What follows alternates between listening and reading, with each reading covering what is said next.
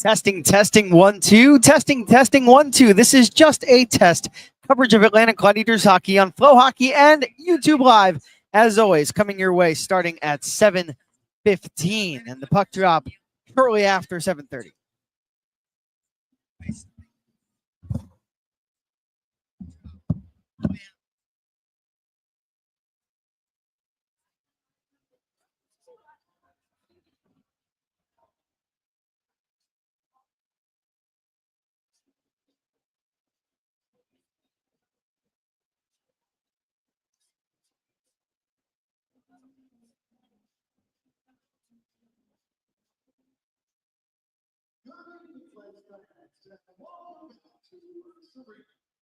Tonight, no more Everblades is in enjoy our last of the season. You can check out our hot dogs, so that food all. Good evening, ladies and gentlemen, and thank you for joining us for we are right here.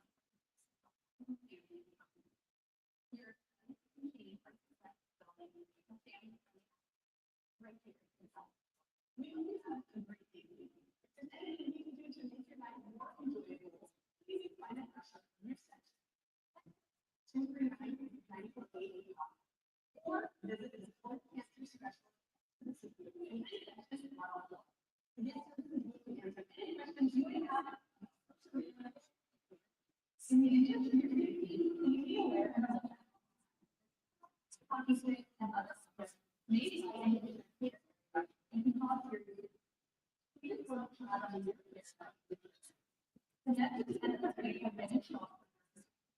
if you do not authorize the locations, think about it and read it in the moment.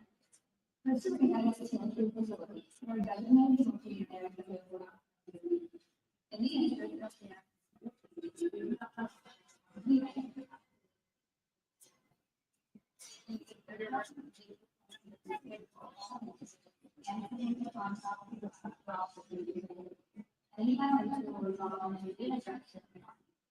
remember, how can we not create a world? We see how a lot of it is about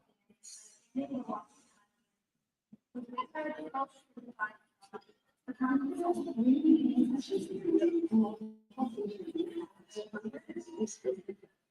you can also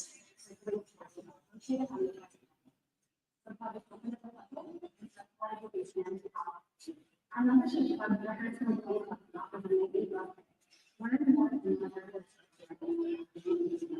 Stations outside the shop and merchandise stands located around the concourse. They get suited up and race and raise membership. If you're in the city, we have charging stations located around the concourse. Please take a moment and notify yourself. The exit closest to your time. If you need any, please notify us. If you need emergency,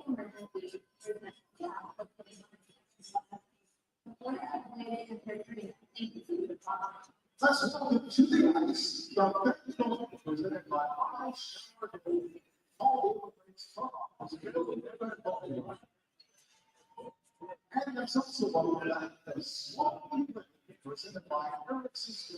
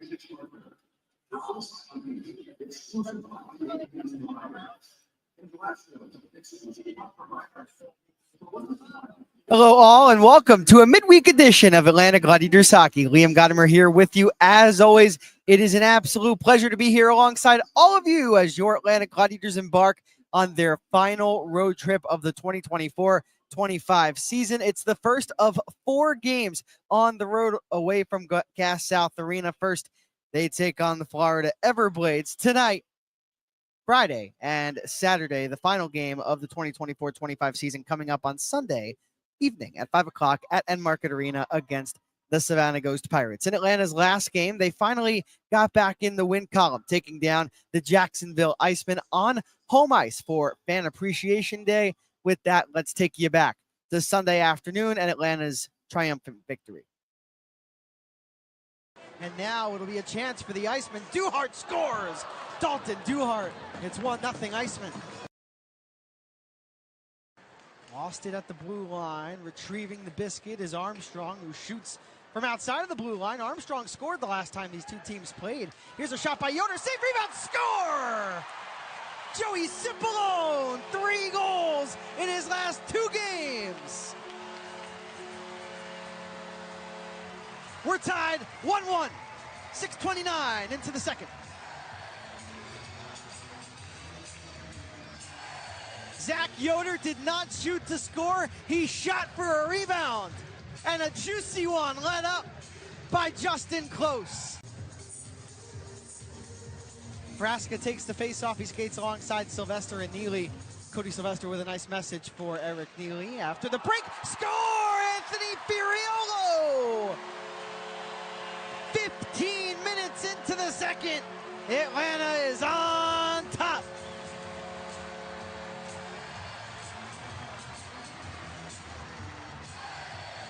A knuckle puck from Firiolo.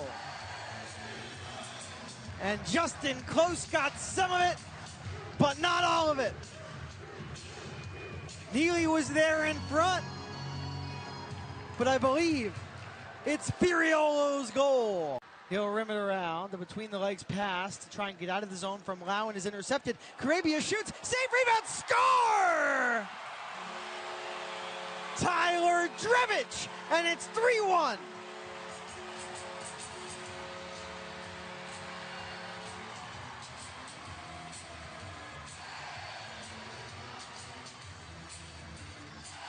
(16:22) into the second period.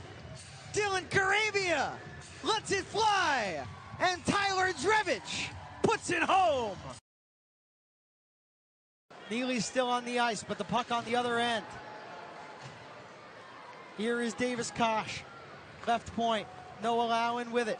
Neely at the top of the zone, but the Icemen score with the net empty, and it's 3-2.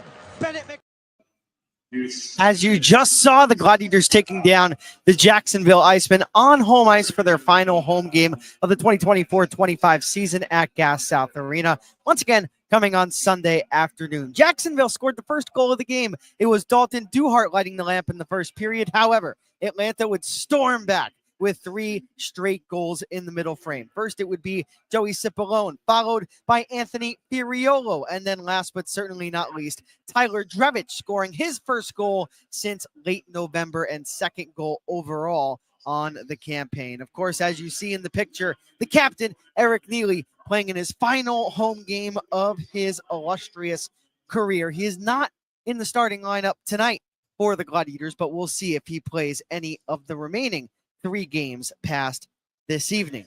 In net for Atlanta, Ethan Hyder made 29 saves on 31 shots. In his 34th appearance of his first professional season, Hyder wins game number 18 and improves his goals against average 3.15 and save percentage to just under .900. It's at .894. Justin Close in the loss for the Icemen makes 23 saves on 26 shots. Let's continue the pregame coverage, shall we, on to the starting lineup for tonight's game as Atlanta once again visits the Florida Everblades for the first time since November the 14th, Education Day number 1. The first line, Cody Sylvester, Jordan Frasca, and Alex Young. Line number 2, Mickey Burns, Jackson Pearson, the second-year pro, and Randy Hernandez, who is back in the Gladiators lineup tonight. Carson Denemy, Joey Cipollone, and Easton Armstrong from left to right is the third line, and line number 4, Ryan Cranford, number 21. In the middle, it's Nick Wong, number 23, and on the right, it's number 74, the aforementioned Tyler Drevich, and the goal scorer in Atlanta's last game, once again coming up against the Jacksonville Icemen on home ice Sunday afternoon. On defense, Anthony Furiolo with Derek Topatic from left to right, Jeremy Hensel with Dylan Carabia, and Zach Yoder paired up with Brendan Datema. No change in the defense pairings from Atlanta's last game. The goaltender, it's Drew DeRitter, the Lake Fenton, Michigan native, making his 36th appearance of the season. We'll have more on the 5'11", 180-pound ECHL contracted goaltender in just a little bit. But before that, let's take a look at the lines for the Everblades. Dylan Hamiluk, number 29. That's a new face. We're seeing a bunch of new faces since the last time Atlanta took on Florida. Kyle Betts is not a new face, the American Hockey League contracted center. He wears number 26, and he is in the middle on line number 1. On the right, it's Isaac Nurse, number 11. Mike Posma, number 37 on the left. Colin Tyson, the former Glad, number 43 in the middle. And Jesse Lansdale, always dangerous, number 34 on the right. Logan Lambden, Colton Hargrove, and Josh Hosang from left to right is the third line. Hosang signing with the Everblades last year, a big part of their playoff run, and now he is back signing with Florida in a similar fashion as he did last season. The fourth line, well, there's only 2 extra forwards. It's Harrison Israels, number 27 in the middle, and Hunter Sandsbury, number 22 on the right. On defense, Sean Allen with Cole Moberg, Connor Doherty, and Jordan Sambrook. Curtis Henry, number 44, with Santino Santarami, number 8, and in net, 35 wins this season for number 33. It's Cam Johnson out of Troy, Michigan. More on him, as I mentioned, on Drew DeRitter. We'll take a deeper dive into the goaltenders in just a little bit. But before that, let's take a look, not at me, at our player to watch. First for your Atlanta Gladiators, Jordan Frasca, playing in his third game in an Atlanta sweater.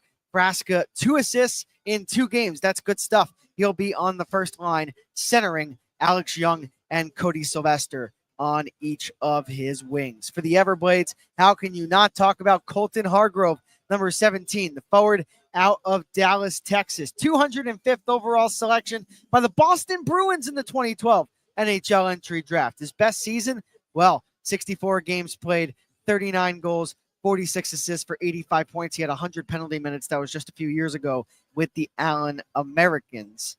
Versus Atlanta this year, Colton Hargrove, 7 points, 2 goals, 5 assists. He's a +7 head-to-head against the Gladiators. With that puck drop coming so close as Atlanta taking on the Florida Everblades on the road. The first of 4 games on the final road swing of the 2024-25 season. Liam Gotimer here with you. We'll head to a quick break, and then when we return, as promised, a deeper dive into the goaltenders, the team leaders, South Division standings, and the keys to the game. After that, well, I've only got one thing. It's puck drop from Hertz Arena. Stick with us.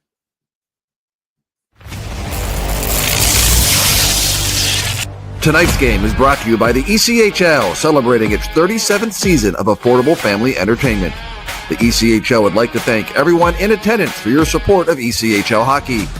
The ECHL would also like to recognize the following league sponsors: AMI Graphics, exclusive signage provider; AthleticNet, official jersey supplier; Baron Rings, official championship ring supplier; Bellevue University, official higher education partner; BFL Canada Insurance and Sutton Special Risk, sponsors of the 2025 ECHL Hall of Fame induction ceremony; Dash, official mobile auction platform; The Fairley Group, official commercial insurance provider; Flow Sports, exclusive streaming provider; Hotel Planner, official hotel reservations partner; Howie's Hockey Tape, exclusive hockey tape and lace provider; In Glasgow, exclusive puck provider; Prolific One, exclusive secondary ticketing partner; and Warrior, exclusive on-ice equipment provider and title sponsor of the 2025 ECHL Hockey Heritage Weekend.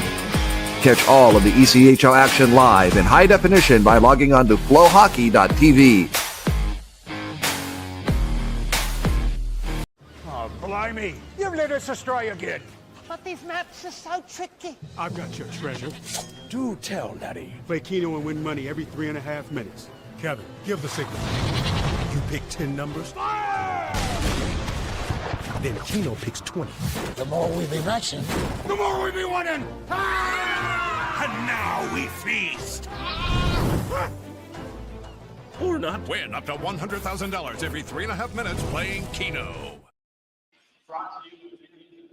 Welcome back to Atlanta Gladiators Hockey on Flow Hockey and YouTube Live. Liam Gotimer here with you as the pregame coverage continues with the starting goaltenders. First for your Atlanta Gladiators, it's number 34, Drew DeRitter, as mentioned, out of Lake Fenton, Michigan, making his 36th appearance of the campaigns, 10, 17, and 7, a 2.90 goals against average for number 34 to go along with a save percentage of .907. Now on to the other side for the Everblades. It's Cam Johnson, 46th appearance of the year, 35 wins, 6 losses, 4 defeats in the overtime or the shootout, of goals against average under 2 at 1.94. The save percentage, .920, but pictured Cody Sylvester earlier this season on Scooby-Doo Night, taking down Cam Johnson as Atlanta was able to get one up on the Everblades, at least scoring that goal, but they haven't beaten Florida, well, in their last 12 head-to-head meetings. More on that as the broadcast moves along. But before we get there and to puck drop, let's take a look at team leaders on each side. For your Atlanta Gladiators, the goals, Cody Sylvester, he's got 24 this year in game number 69. The helpers, Derek Topatic has 33. Cody Sylvester leads the club with 47 points. Ethan Hyder has 18 wins in between the pipes, winning game number 18 on Sunday afternoon on Fan Appreciation Day. The goals against average, Drew DeRitter, the goaltender tonight for Atlanta, 2.90, and the save percentage also Drew DeRitter at .907. The Florida Everblades, well, they're led by Carson Gusevich. Offensively, the former Glad, 28 goals this year. The assist category, 3 players tied with 27 assists. That just goes to show you the depth offensively that the Florida can throw at opponents each and every night. Gusevich leads the way with 55 points. Cam Johnson, as mentioned a couple of times on this pregame report, 35 wins, leads things in between the pipes. But Will Cranley, who backs up Johnson and who we will most certainly see in one of the 2 remaining games after tonight, not too bad either. Cam Johnson has a .920 save percentage. The national anthem coming right up from Hertz Arena. But before we get there, and a 30-second break, the South Division standings. Of course, things still important for the Florida Everblades, who only have 3 games left this year. They need to win out, and they need the Stingrays to lose out to win the South Division. But the Stingrays, roaring hot, 15 wins in a row. So asking South Carolina to lose 3 times consecutively, easier said than done, and the Everblades have to win 3 in a row themselves, and they have not been playing their best hockey as of late either. The Jacksonville Icemen in that 3rd spot in the Florida, and of course the Orlando Solar Bears, in that 4th and final playoff spot in the South Division. Atlanta and Savannah tied with 65 points each, and the Greenville Swamp Rabbits in that 7th and final playoff spot with just 60 points.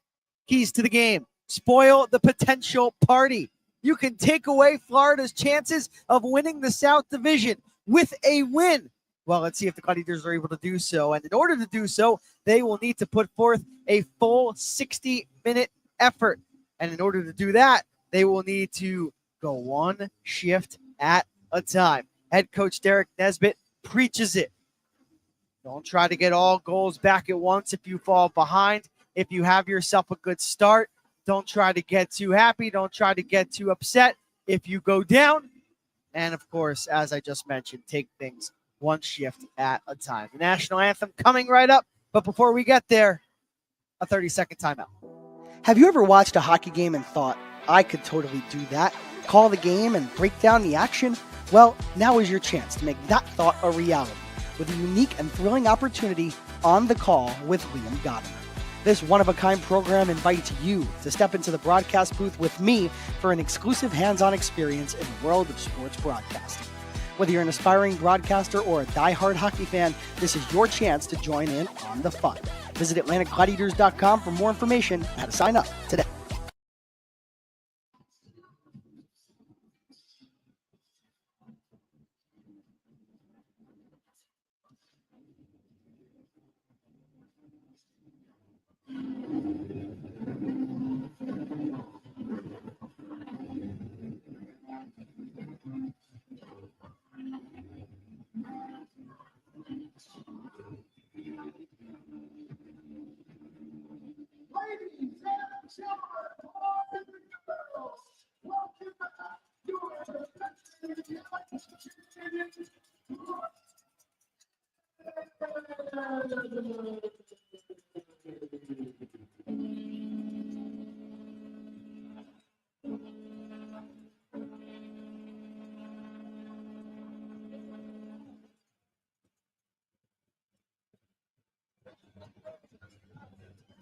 And now it's tonight's starting of the 204 Everblades, presented by Hertz.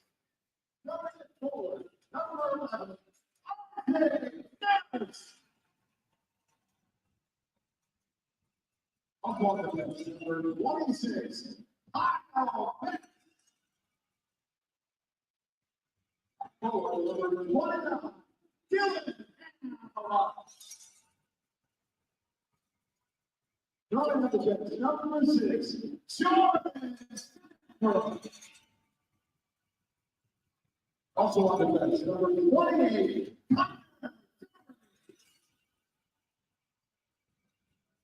and tonight, starting at the ball, number 33.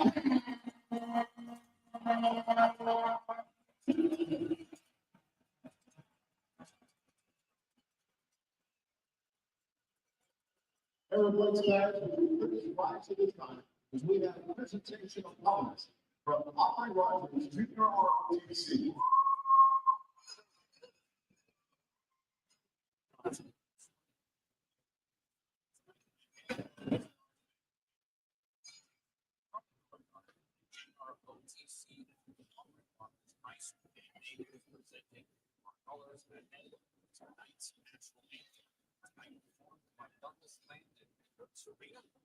Florida Everblades and the Atlanta Gladiators facing off tonight for the first 3 games here at Hertz. Everblades fans, please remain standing and remove your hats as we honor America with the singing of our national anthem. Please welcome tonight's performer, Mr. Douglas Hyman.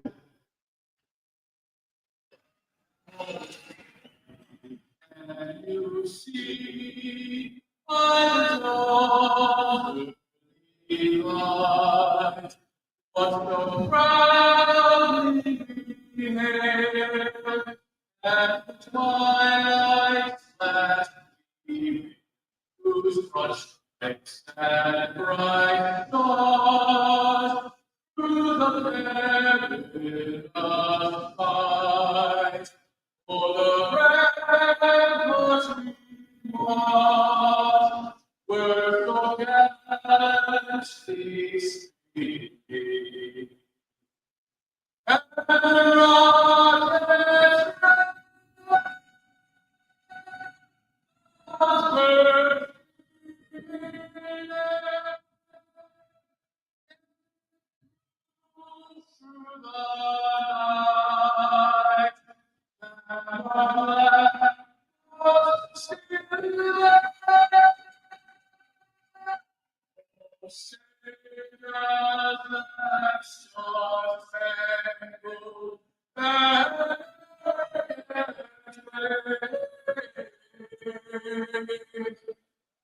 For the land of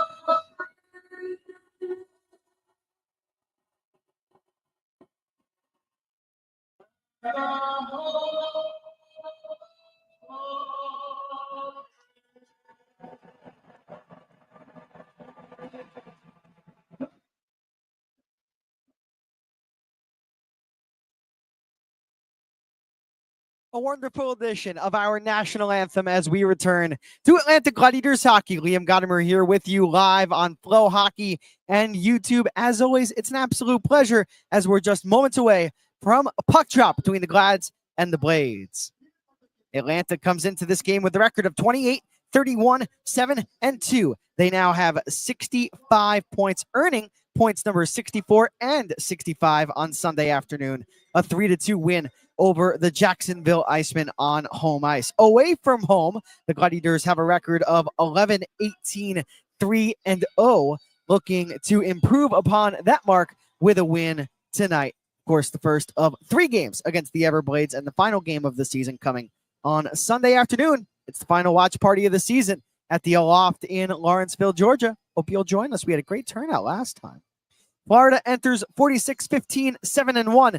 They have 100 points, but they need to win their final 3 games of the season in order to claim the South Division title. And not only do they need that, but they need South Carolina to lose out as well. On home ice, Florida just as good as they are away from home. 23-9-1-0 at Hertz Arena. Atlanta will skate from left to right in this first period, wearing their white uniforms with the light blue trim up along the sides and on the back, while the Everblades will skate from right to left. They're wearing their green jerseys. And now your starters, presented by CenXL Georgia. On defense for Atlanta, it's Derek Topatic with Anthony Furiolo. And up front, it's the forward line of Jordan Frasca in the middle, Cody Sylvester on the left, and Alex Young on the right side. For Florida, it's Dylan Hamelick, Kyle Betts, and Isaac Nurse left to right. And on defense, Sean Allen with Cole Moberg. Once again, those are your starters, presented by CenXL Georgia. 30 seconds into the game, and a quick shot on Cam Johnson, number 33, the Troy, Michigan native. The longtime Everblade has won the Kelly Cup with Florida during the 2021-22 year, 2022-23 season, and 2023-24 campaign, looking to make it 4 in a row. Atlanta looking from left to right. That's Jackson Pearson, who centers this line of Randy Hernandez and Mickey Burns. A new unit on for head coach Derek Nesbitt and assistant coach Matt Ginn, but Logan Lambden, number 7, will turn it. The 5'8" forward Lambden, but he is a force offensively. The Glads do well to immediately work it out to the neutral zone as we're a minute 15 in. Jackson Pearson, the centerman, always coming back and making the good defensive play. He'll get some air under the puck. All the way out into the right wing corner of the Florida zone. Played up ahead to center. This is number 44, Curtis Henry, one of many new faces for the Everblades. The last time these two teams faced off, well, it was on November the 14th at Gas South Arena. Atlanta heading to Estero for 2 games in late October. They did not win either of them. And then 2 games at Gas South Arena. So Atlanta winless in 4 tries against the Everblades this season. Here's Jesse Lansdell in over the line, but he is offsides. All right, it's time. Fans in the YouTube chat, I want to know. Let me know who is scoring the first goal of the game for the Gladiators. My player to watch was Jordan Frasca. He's still looking for his first in an Atlanta sweater, so I'll go with number 14. But let me know. You get a shout out from myself if you get it right. We are a minute 56 into the game.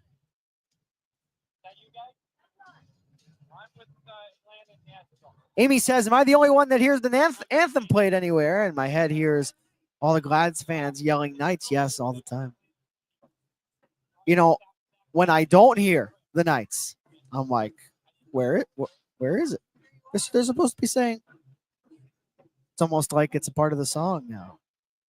2 minutes, 15 seconds into the game. Harrison Israel's number 27, one of the 2 extra forwards with Hunter Sansbury. The puck worked to the left of the Atlanta net. For the first time, really, the puck worked adjacent to the Atlanta cage. Drew DeRitter in between the pipes, as mentioned at the top. The Lake Fenton, Michigan native, Drew DeRitter. Here is Nick Wong, the first-year pro. Over to the right wing side, Zach Yoder. Able to work it up ahead for Tyler Drevich, who does well to force it in on Cam Johnson, the left-handed catching netminder. Right wing side through the middle. It's tipped in by Florida as they come into the attacking zone. Always have to watch out for the Everblades, but if you're able to get to them, got to get to them early. That's from the outside of the red line. It's played north by Florida. Dumped in again on Drew DeRitter, making appearance number 36 on the season. 10 wins, but a goals against average under 3, 2.90. As the puck deflected into the Everblade end once again.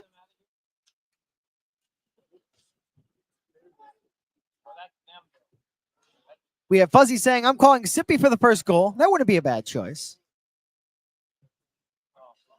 We have Randy Hernandez. Karen says Frasca as well. Jeff says Randy, as here's a chance for the Everblades that misses the net. That was Sean Allen, the first pairing left-handed defender. Right side half boards. The puck worked back to Allen. He misses the cage. And DeRitter comes to his left, tries to get his glove on it. He can't. So Allen able to keep it in. He gets another try towards the Atlanta net. And DeRitter gets down to make one more save. Good neutral zone takeaway by Alex Young. Young comes in over the line. He's got a man to his right. It's Topatic who shoots. And sliding to his right is Cam Johnson, and he'll control 4:12 into the game. We are scoreless if you are just joining us. Thank you for joining us, whether that be on Flow Hockey or YouTube.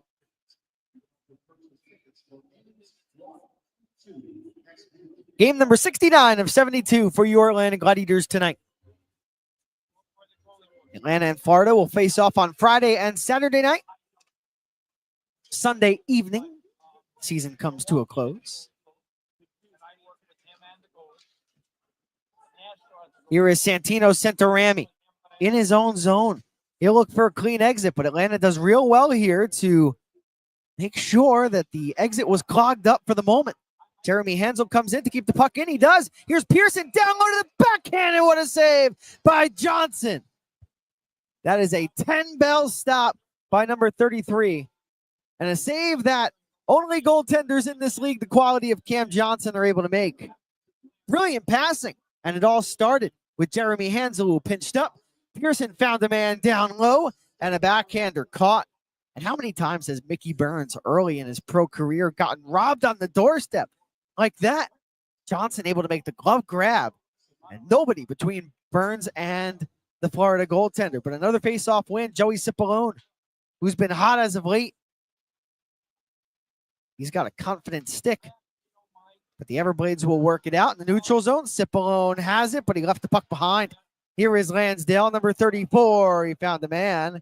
It was a drop pass back for Dylan Hamiluk, who's on the first line tonight. Colin Tyson shoots the former Glad, and diving on top of it is DeRitter. 5:02 into the period. Glads with a good start, but the Everblades with some chances to be expected, playing on the road, of course.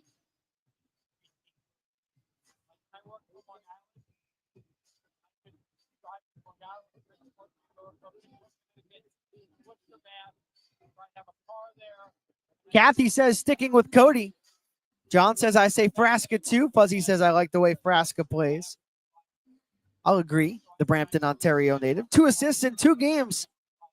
Plays with size too. Not just because he's 6'2", 190 pounds. As a slapper misses the net from Connor Doherty, number 28. As Tyler Drevich comes over, makes a good play in front of his goaltender. He'll slide over to Drew DeRitter's right. Turn away from an Everblade. He's got to work the puck up north eventually, and he will. Ryan Cranford through a tight area finds Nick Wong, and he missed the net. I thought Wong may have picked the far side post there. Here is a one-time blast from Topatic. That may have gotten tipped just wide of Johnson. Definitely by him.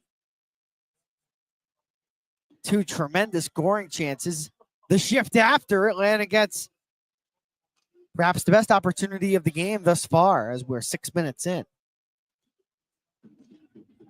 But once again, Atlanta in Florida zone. Doing a real nice job, 0-12 against their division rivals in their last 12 head-to-head meetings. As Posma comes into the attacking zone. Posma skating with Tyson and Lansdale. But Atlanta once again has it back.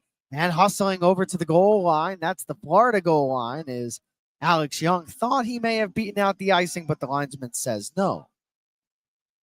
For those watching on YouTube, here are the lines, as always presented by Senexel Georgia. Your scratches for your Atlanta Gladiators: Andrew Jarvis, number 6, Alex Campbell, number 13, Connor Galloway, number 20, the captain, Eric Neely, number 59, is not in the lineup, and Ryan Francis, number 86, is out. And right now for the Gladiators, it's the line of Jordan Frasca, Cody Sylvester, and Alex Young. Defensive zone face-off. Atlanta wins it. And this time there will be no icing, and Alex Young goes hard into the corner.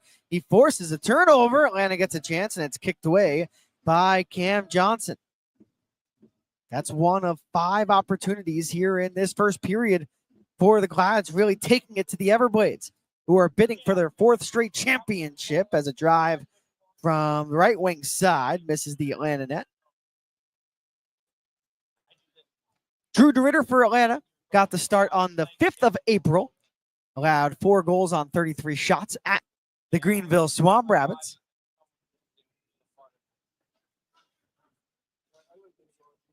Randy Hernandez in on it. Miami, Florida native, the forward, first-year pro. 3 players up along the right wing side, offensive zone for Atlanta.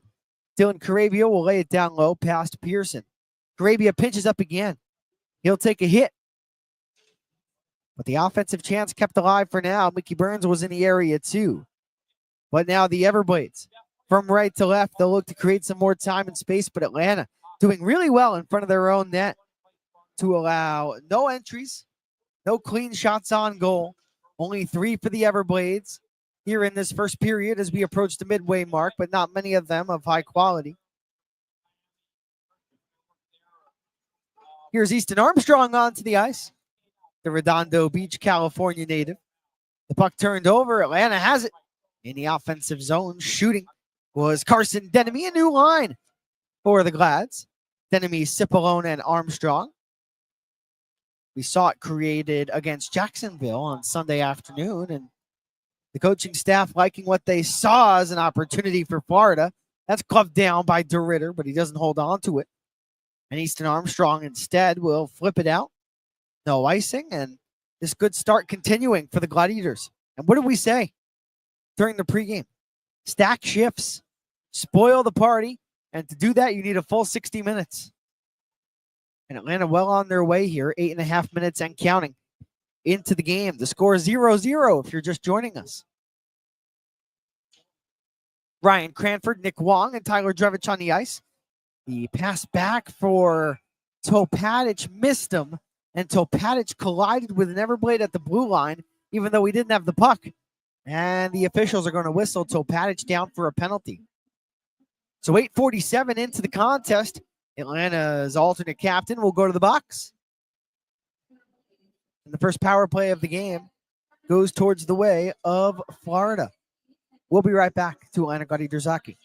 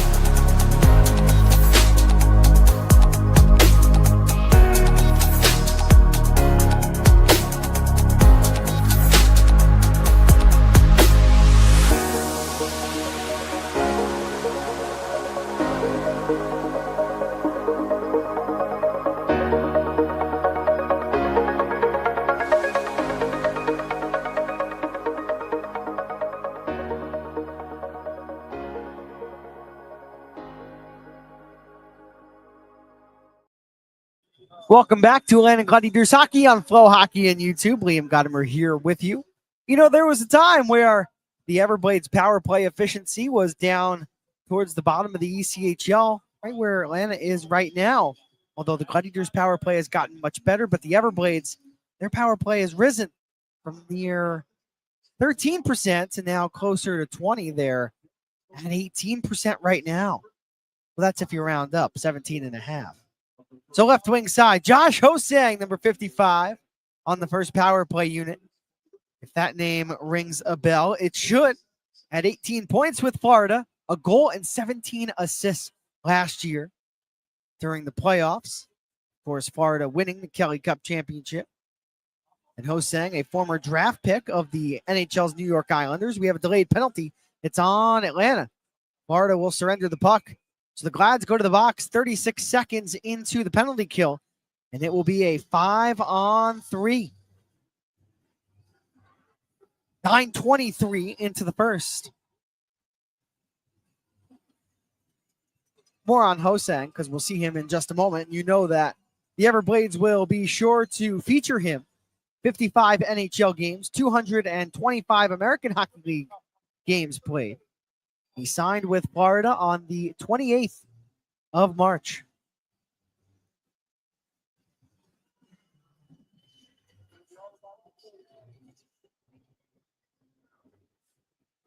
So the power play for Florida back to work.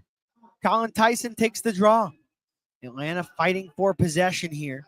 Kyle Betts among the Everblades digging for it at the wall, but it's Hargrove who comes away. Cole Moberg, number 2, quarterbacks the power play. Here's a one-timer. Hargrove denied by DeRitter. 3 skaters on for Atlanta. Joey Cipollone, the centerman, but he will come off. He'll be replaced by a teammate.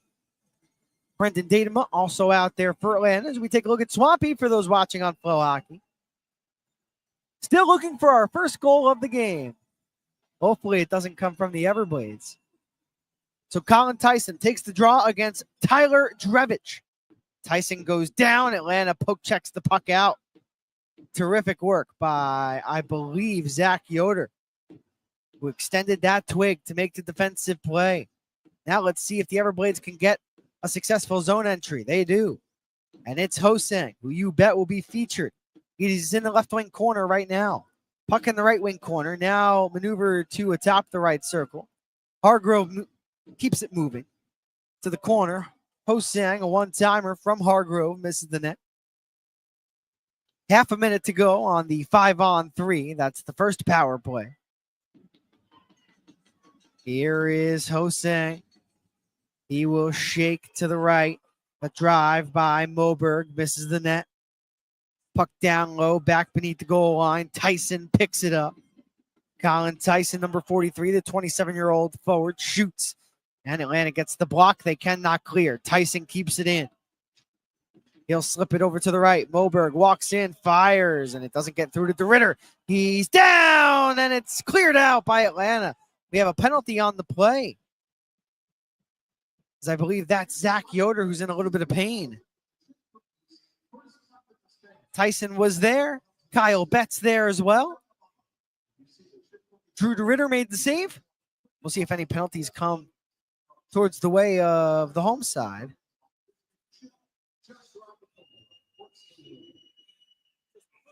Not sure why play was whistled down. So no penalty on Florida, but Atlanta does get a player back. So the Glads 34 seconds away from killing off the 5-on-3.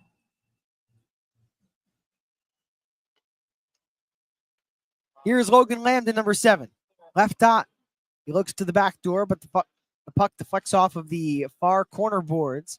This is Lansdale, a slapper from Lambden. That does not hit the net. Lambden has it back. Jordan Sambrook, number 6, the slapper. Another save by DeRitter, who's been sharp early on.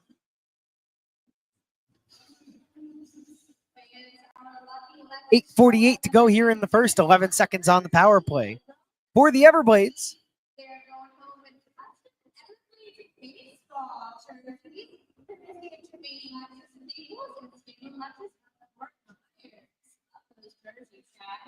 The first penalty, Derek Topatic, 2 minutes for tripping at 8:47. He is now out of the box. Jackson Pearson will be out of the box in 5 seconds as a net front pass for the Everblades, again stopped by DeRitter. Pearson went off at 9:23. Just 36 seconds after Topatic's tripping minor. And his penalty, that meaning to Pearson for a hook. The shots on goal officially 8-5 Florida, goals 0-0. And the power play for the Everblades comes to a close in 1 second.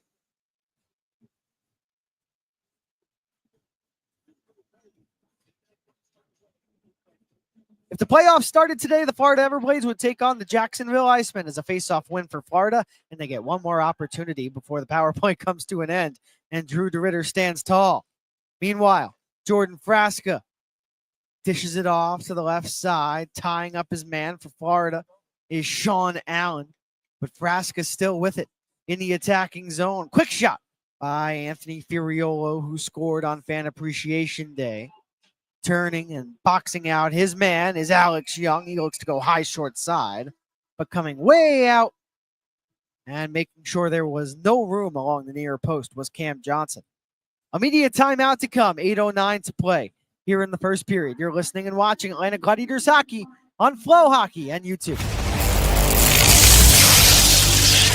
Tonight's game is brought to you by the ECHL, celebrating its 37th season of affordable family entertainment. The ECHL would like to thank everyone in attendance for your support of ECHL hockey.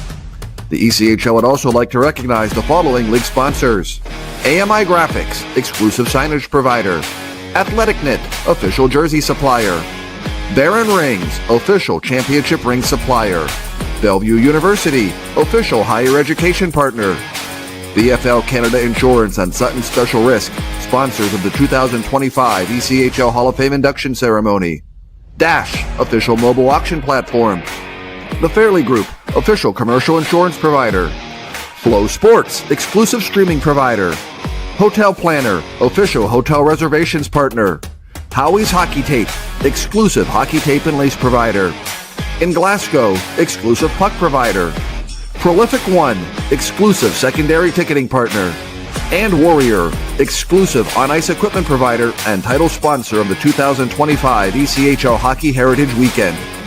Catch all of the ECHL action live in high definition by logging on to flowhockey.tv.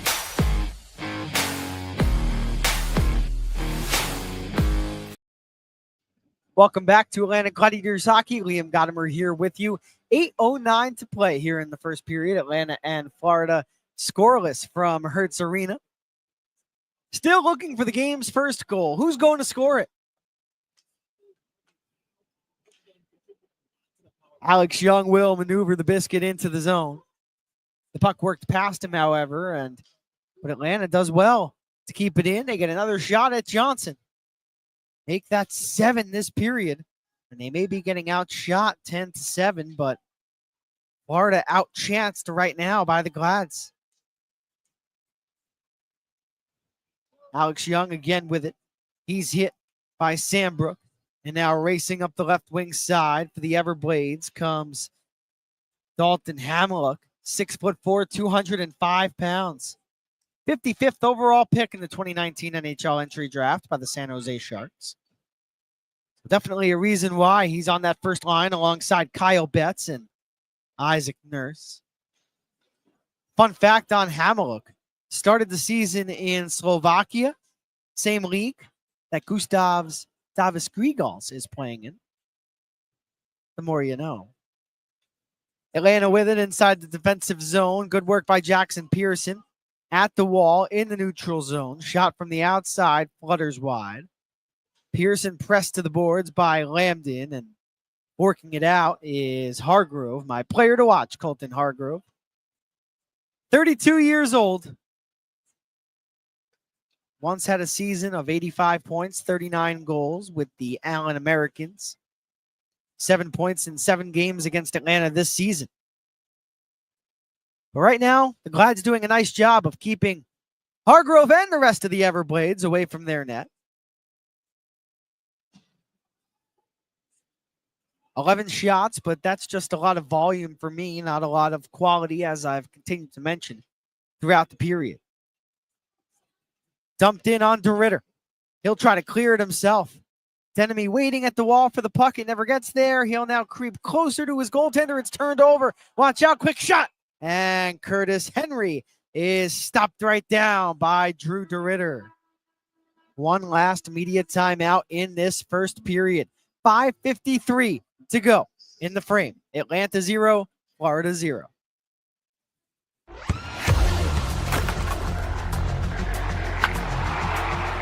We all have goals. But let's be honest. Most of us aren't going to be professional athletes. But if your goal is to finish your degree, we can help. Come to a university that puts your goals first. Bellevue University, your partner in finishing goals. The ECHL believes that hockey is more than a game. It's an opportunity, a chance to connect, a chance to embrace our differences, and a chance to bring our communities together, creating teamwork, memories, and a lasting bond along the way. When it comes to hockey, no matter how it's played, we do it together.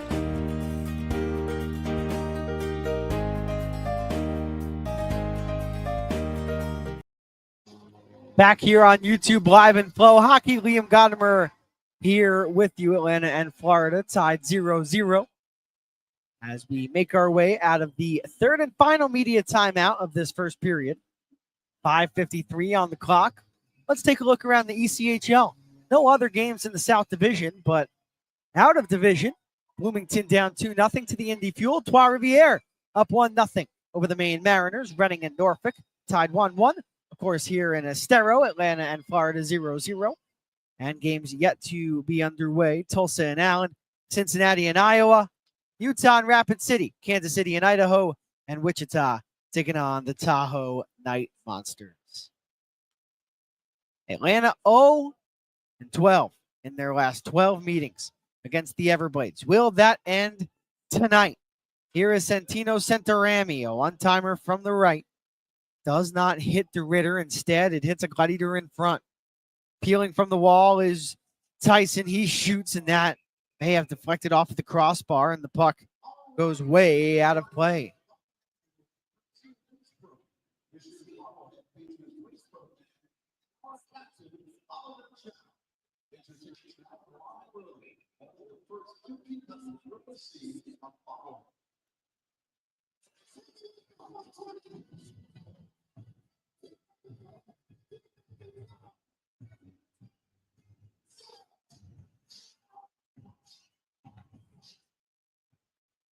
Face-off win for the Glides in their own end. Just over 5 minutes to play here in this first period. Outside of the red line, it's moved up. Tyler Drevich searching for it, but coming away with it will be the Everblades. Drevich makes sure to finish his hit onto an Everblades, and Florida plays it right back onto Drevich. That'll be a penalty on Florida, who retaliates. And all Tyler Drevich will do is skate right away. So exactly 15 minutes into the period, we have a roughing penalty on the Everblades. And I don't believe Drevich is going to go.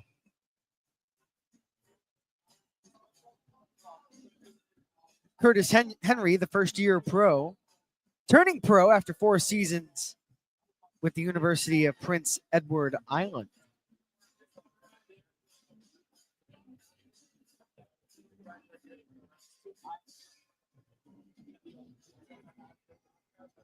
So a 5-on-3 already in this period for Florida. Now Atlanta heads to their first man advantage of the night.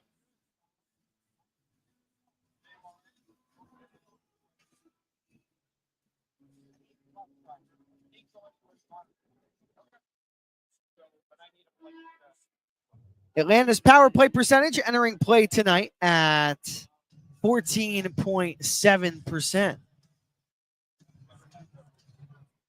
Jackson Pearson will oppose Colin Tyson in the left wing faceoff circle. It's controlled by Florida. Unable to be contained at the right side point by Cody Sylvester. In Atlanta's last game on Fan Appreciation Day, well, they did not get a power play opportunity. 0 for 0. So Nick Wong looks to keep it in without a stick. Colin Tyson dives and punches a Gladiator knee and a clean play. Here's a tip in front. Down goes Johnson, and the redirect goes off of the bar. Johnson was down and out. The Glad's unable to finish. Cody Sylvester still with it. The power play much better as of late. Keeping it moving around the horn is Derek Topatic, who fires wide of Johnson's stick, and it's cleared out of the zone just barely. Halfway through this power play. In the box for Florida is Dylan Hamiluk. 2 minutes for a rough at 15 minutes. A clear for Florida, and Atlanta will have to come 200 feet left to right. In over the attacking line is Jeremy Hensel. He'll pirouette at the right wing boards. Draws 2 Everblades to him. Jordan Frasca behind the net. Holds on to the puck. Atop the left circle. The Glads have it at the wall now. Back for Frasca, who keeps his feet moving at the trapezoid. A one-timer from Young. Just wide of Johnson. Keeping the puck in, but not shooting towards the net. Instead, rimming it around is the defenseman Furiolo. Glads pick it up behind the Everblade net. Here is Hansel, right wing corner. But coming away with it first will be Florida. The clearing attempt stopped down by Hansel. 5 seconds of power play time. At the boards, Hansel peels away across the ice looking for a man. It's recollected. Fired right back for Hansel, who goes skate to stick. Everblades back to even strength, but this unit's still tired here. A shot from Hansel goes off of the end boards. Here's a chance out in front. All alone. Score! It's 1-0. Alex Young roofs it over Johnson. And he just outweighted number 33 and went top shelf. For Young, that's his 13th and his 30th point. Patience personified from Alex Young. Found himself all alone in front of the Everblade net. Once Johnson went down, Young had him dead to rights. And all he had to do was get some air under that puck, and he had a goal, and that's exactly what he did.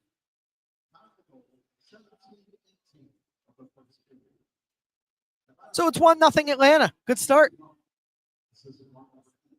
2:23 to go here in the first.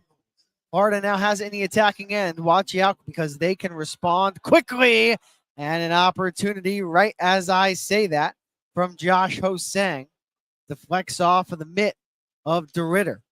Now out at center, Atlanta looks to play it into Everblade ice, and they will. Atlanta this season entering tonight's game when they score first, 19-6-2-1.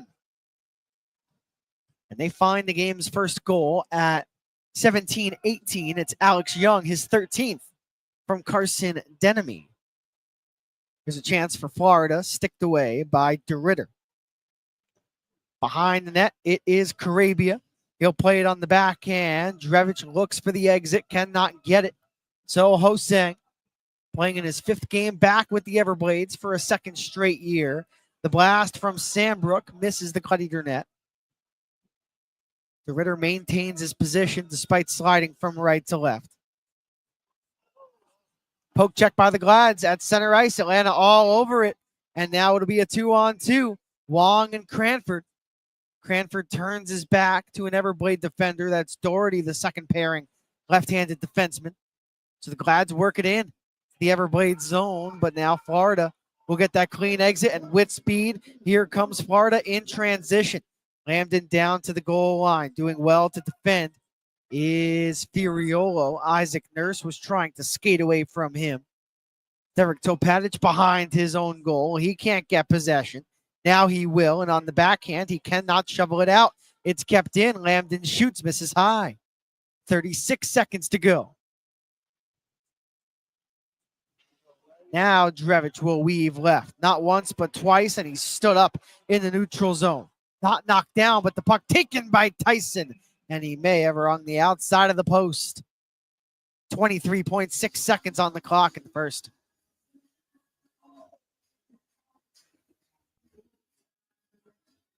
Once again, the goal for Young. The only goal of the period, 17-18, his 13th from Carson Denemy.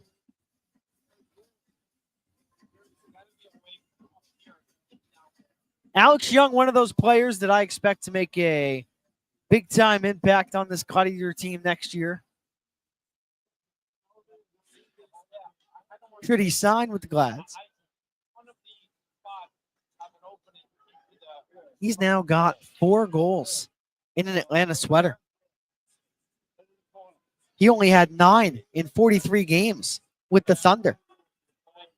Here's Colin Tyson looking for a buzzer beater goal as he drives to the net with 1 second to go, and it misses behind Drew DeRitter, and we are through 20 minutes of play. Atlanta 1, Florida 0.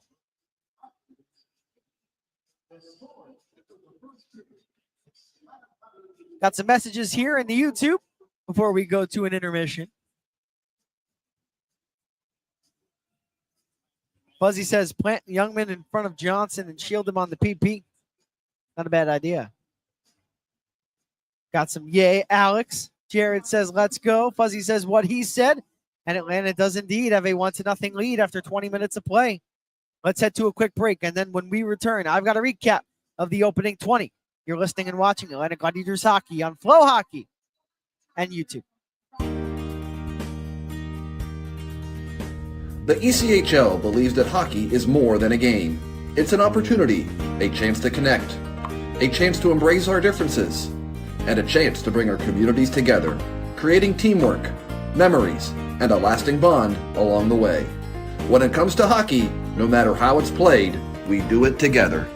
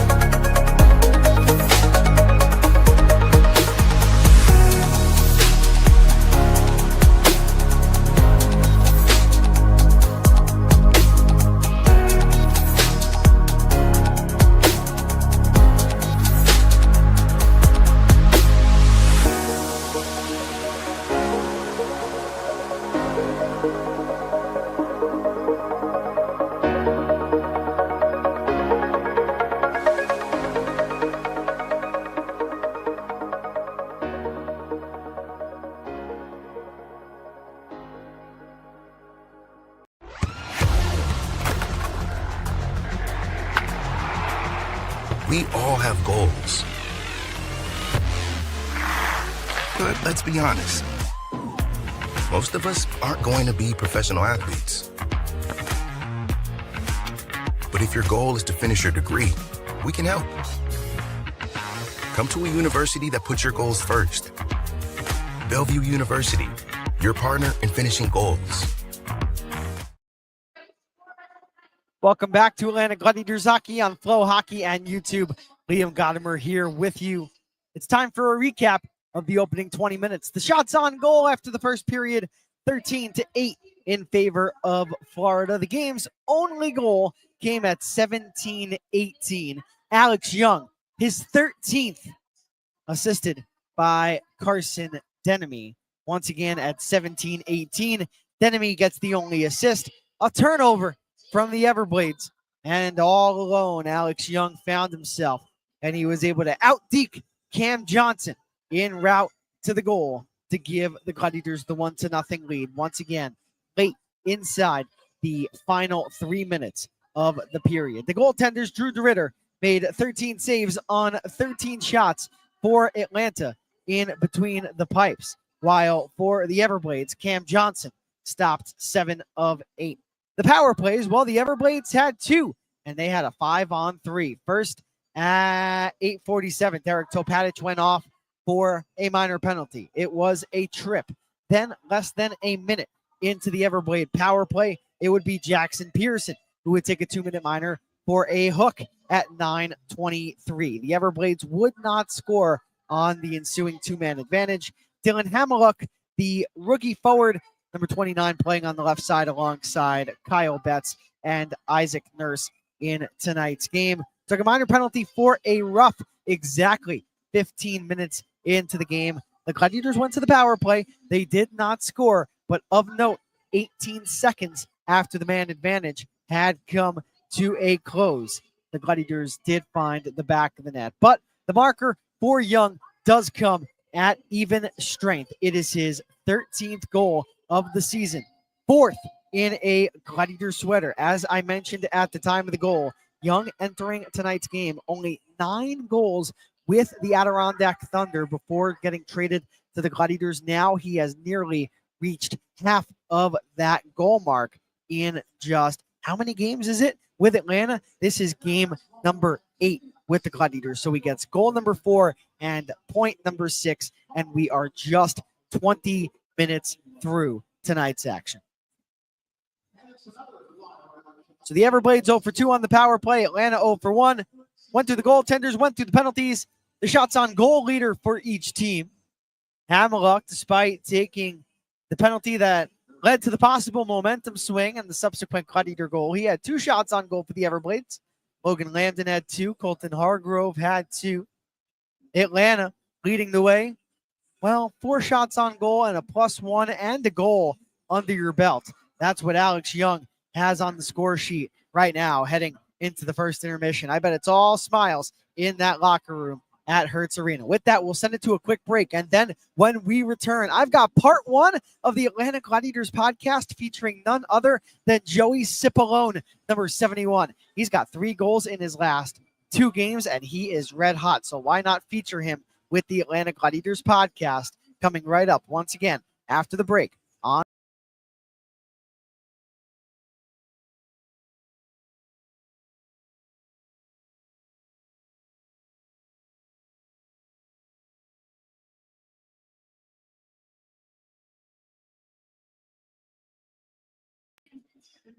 Oh, blimey. You've let us astray again. But these maps are so tricky. I've got your treasure. Do tell, Laddie. Play Keno and win money every 3.5 minutes. Kevin, give the signal. You pick 10 numbers. Fire! Then Keno picks 20.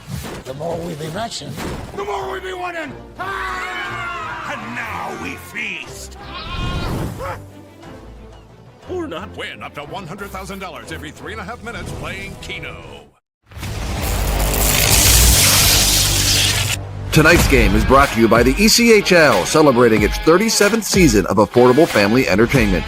The ECHL would like to thank everyone in attendance for your support of ECHL hockey. The ECHL would also like to recognize the following league sponsors: AMI Graphics, exclusive signage provider; Athletic Knit, official jersey supplier; Baron Rings, official championship ring supplier; Bellevue University, official higher education partner; BFL Canada Insurance and Sutton Special Risk, sponsors of the 2025 ECHL Hall of Fame induction ceremony; Dash, official mobile auction platform; The Fairley Group, official commercial insurance provider; Flow Sports, exclusive streaming provider; Hotel Planner, official hotel reservations partner; Howie's Hockey Tape, exclusive hockey tape and lace provider; In Glasgow, exclusive puck provider; Prolific One, exclusive secondary ticketing partner; and Warrior, exclusive on-ice equipment provider and title sponsor of the 2025 ECHL Hockey Heritage Weekend. Catch all of the ECHL action live in high definition by logging on to flowhockey.tv. Welcome to the Atlanta Gladiators podcast, your go-to destination for everything Gladiators. Twice a month, live from the Business Radio X studios at the Gas South Convention Center, play-by-play broadcaster Liam Gotimer will interview a Gladiator about his journey to professional hockey. This week, we're proud to highlight number 71 Joey Cipollone, who since coming to the Gladiators has been a key force to the club's offensive attack. So sit back, relax, and enjoy episode 60 of the Atlanta Gladiators podcast. Live from the Business Radio X studios, welcome to episode 60 of the Atlanta Gladiators podcast. I'm your host, Liam Gotimer, the Director of Broadcasting and Communications for the club. With that, I'm pleased to be joined today by number 71, Joey Cipollone. Joey, welcome to the podcast. Thanks for having me, Liam. The pleasure is all mine. So, Joey, let's go back to the beginning for you. Growing up in Purchase, New York, how did you first get involved with the game? First got involved through some family, actually. My cousin, which is funny enough, he's also named Joey Cipollone. Okay.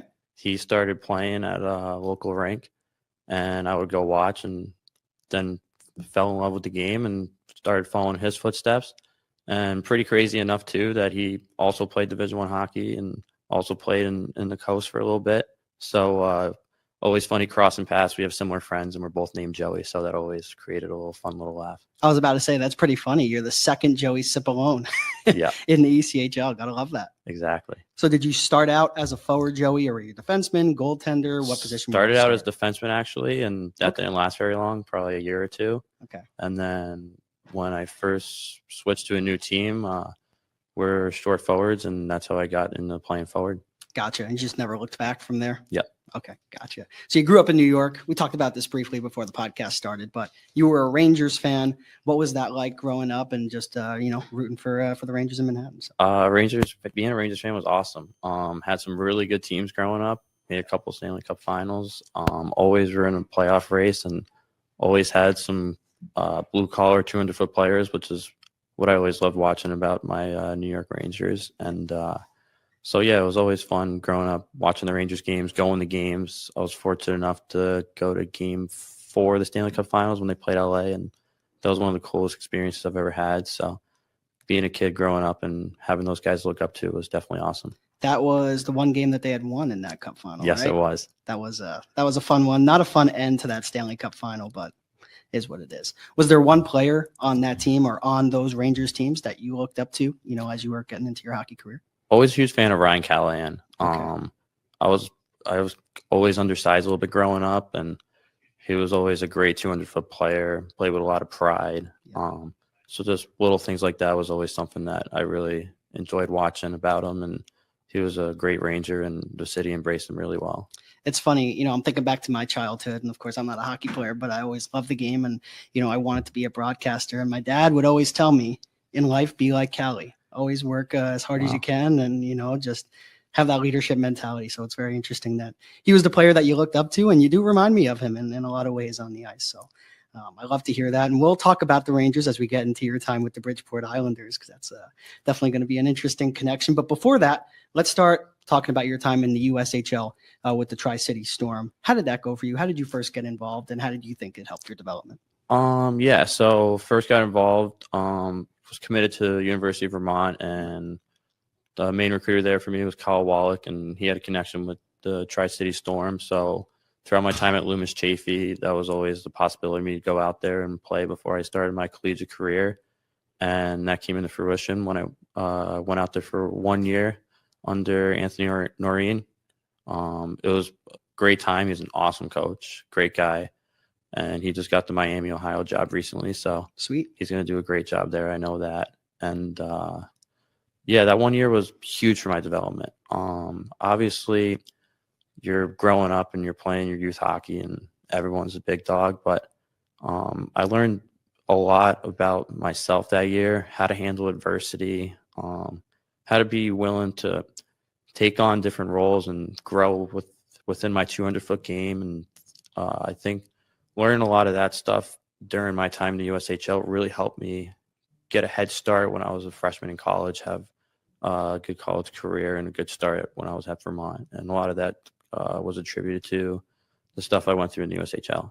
And how do you think your development in the USHL has helped you now that you've begun your pro career, just in terms of the little things that you touched on? Yeah, definitely. I mean, each level presents new challenges, and you don't know what they are really until you get there, and everyone's journey is a little different. So you'll hear things a couple guys go through, and you could take things what they learned from. But I feel like once you get in it and see it for yourself, then that's when you really were able to embrace and learn those lessons. So after your time with Vermont, you decided to transfer to Quinnipiac. What went behind that decision? Just need a new opportunity.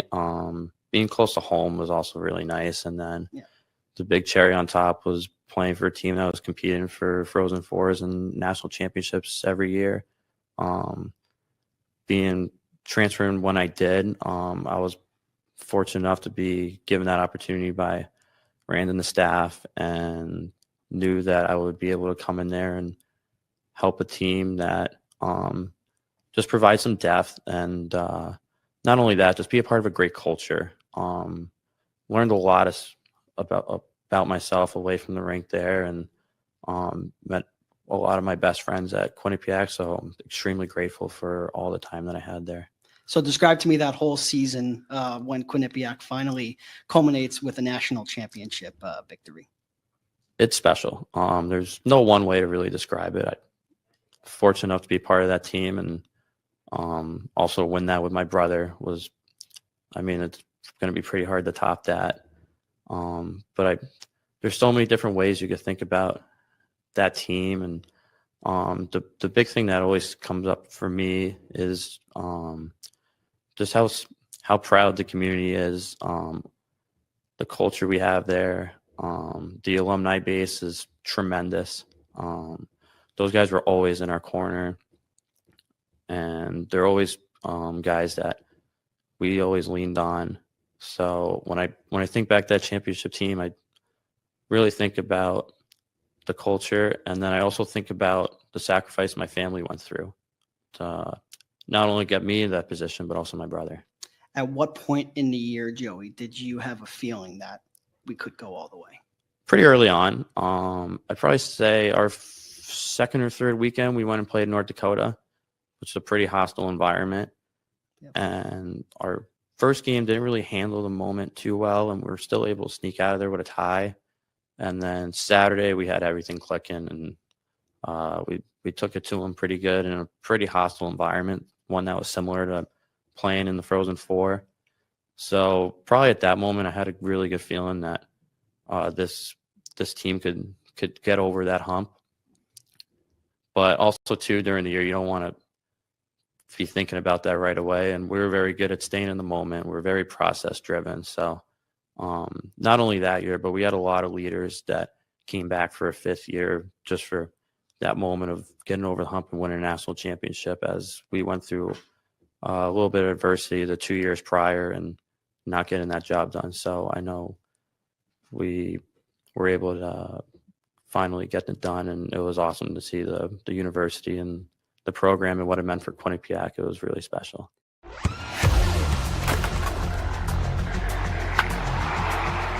We all have goals. But let's be honest. Most of us aren't going to be professional athletes. But if your goal is to finish your degree, we can help. Come to a university that puts your goals first. Bellevue University, your partner in finishing goals. Have you ever watched a hockey game and thought, I could totally do that? Call the game and break down the action? Well, now is your chance to make that thought a reality with a unique and thrilling opportunity on the call with Liam Gotimer. This one-of-a-kind program invites you to step into the broadcast booth with me for an exclusive hands-on experience in the world of sports broadcasting. Whether you're an aspiring broadcaster or a die-hard hockey fan, this is your chance to join in on the fun. Visit AtlanticGladiators.com for more information on how to sign up.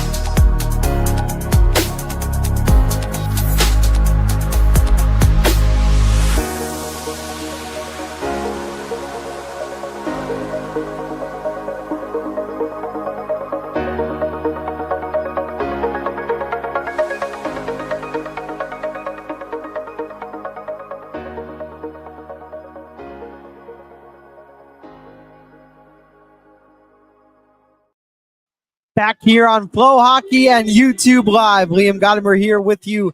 As always, it's an absolute pleasure. After 20 minutes of play, your Atlanta Gladiators lead the Florida Everblades 1-0.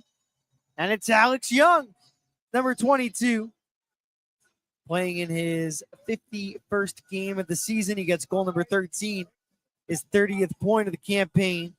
The assists go to Carson Denemy. And the goal once again comes at 17-18.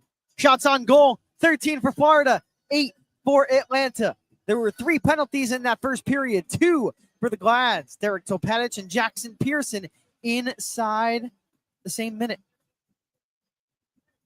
And then Dylan Hamiluk, 5 minutes, with 5 minutes to go, I should say, in the first period, a 2-minute minor for a rough. And Atlanta would take that forward momentum to score the goal, the first and only goal of the game. Drew DeRitter, 13 saves on 13 shots throughout the first period. Cam Johnson, 7 for 8. Atlanta will skate from right to left in this second period. Florida from left to right. Atlanta opens up with the line of Cody Sylvester, number 16 on the left. In the middle will be Jordan Frasca, number 14. On the right is Alex Young. And on defense, it is Anthony Furiolo with Derek Topatic. Once again, Atlanta without Andrew Jarvis, Alex Campbell, Connor Galloway, Eric Neely, Ryan Francis tonight. Drew DeRitter is the goaltender. We have a penalty. A Gladiator went down in the defensive zone. And I believe Florida has taken a penalty in their own end here. The officials come over to the area, have a conversation with the Everblade behind the Atlanta net. That's number 11, Isaac Nurse. We'll see if he's getting escorted to the penalty box here. 2 minor penalties taken against the Everblades in that first period, only one to the Glads. And are we evened up? Yes, we are. So the Glads with a big-time opportunity to take a 2-0 lead. They head to their second power play of the evening. 17 seconds into the middle frame. Isaac Nurse, a minor.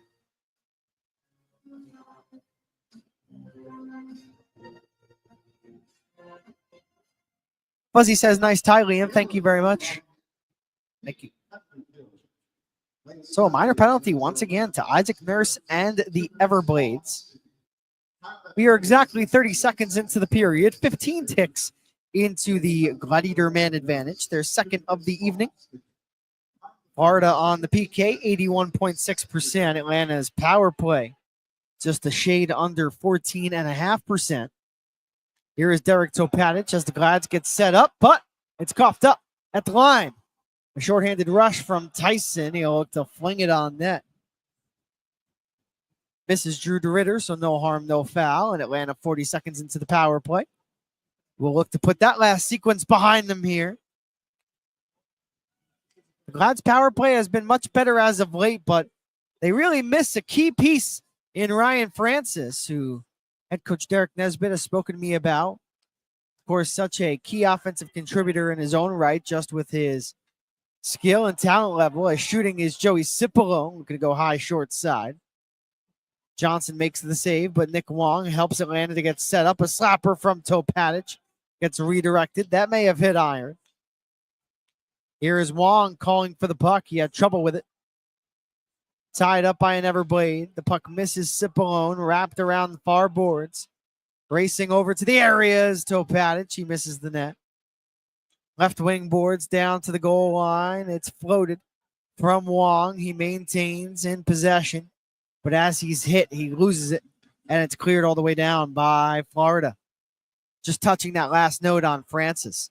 His ability to create clean offensive zone entries, especially on the power play.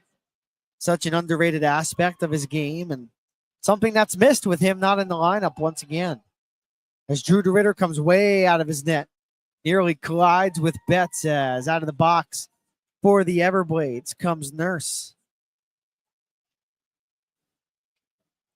Quick shot on Johnson, kicked away right to a teammate.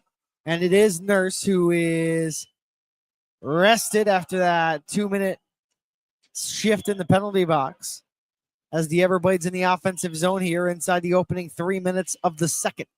Shots 15-8 as Florida starting to tilt the ice a little bit. The Glads had a big time chance on that last power play, unable to create much.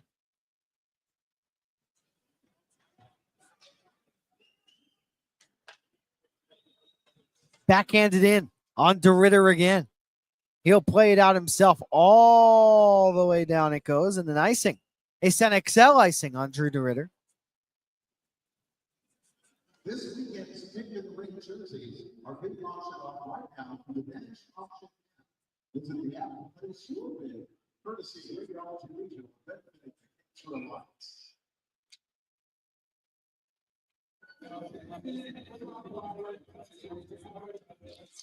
Drew DeRitter, 15 saves on 15 shots, and Atlanta wins the faceoff. Right next to him, and Zach Yoder, number 11, playing a little bit of offense here, but they're going to have a stop, and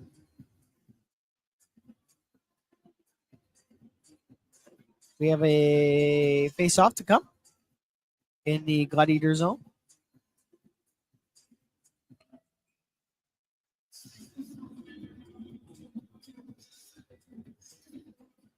Tom says, hi, Liam. Hi, Tom. Thanks for joining us. Appreciate it. Here's a shot straight away from Moberg, blocked at the right circle. Firing on is Hargrove. And the puck redirected out of play. And Atlanta playing this low event type game, right, against the Everblades. They shouldn't be afraid to do so. Florida, a team that can be vulnerable when you play them that way. But we'll see if they're able to do the unthinkable. 4 straight championships. I don't care what level you're at. Competition always high, no matter the sport, no matter the level. And Florida, 3 straight Kelly Cup championships, looking to make it 4 here this summer. As they'll have numbers here down the left wing side. Watch out. Driving to the net is an Everblade. That was Hosang, but catching the puck out of the air ahead of everybody is Drew DeRitter. Karen says when Francis comes back, watch his footwork. His skating ability is incredible to watch. It really is. Great note there. And it is that skating ability that allows him to enter the attacking zone with such ease. Because when you're on the power play, you can dump it in and you can chase and you can hope and you can go in on the forecheck, but most of the penalty kills in this league that you will encounter will, on first opportunity, pick up the puck and clear it without hesitation. And that's what Atlanta has ran into on a multitude of occasions this year. And a big reason why their penalty, or power play, I should say, is where it is. 0 for 2 tonight. But Ryan Francis added such a new dynamic. It's a shame he's out. As the Everblades with the puck in the attacking zone here, but forced to pick it up and backtrack as Santino sent to Rami. He'll go D to D. It's fired up the far boards by Florida. Atlanta has a chance to get it out, and they will. Quick pass from Topatic. Misses his intended receiver, so the Everblades right back on it. 4:40 into the second.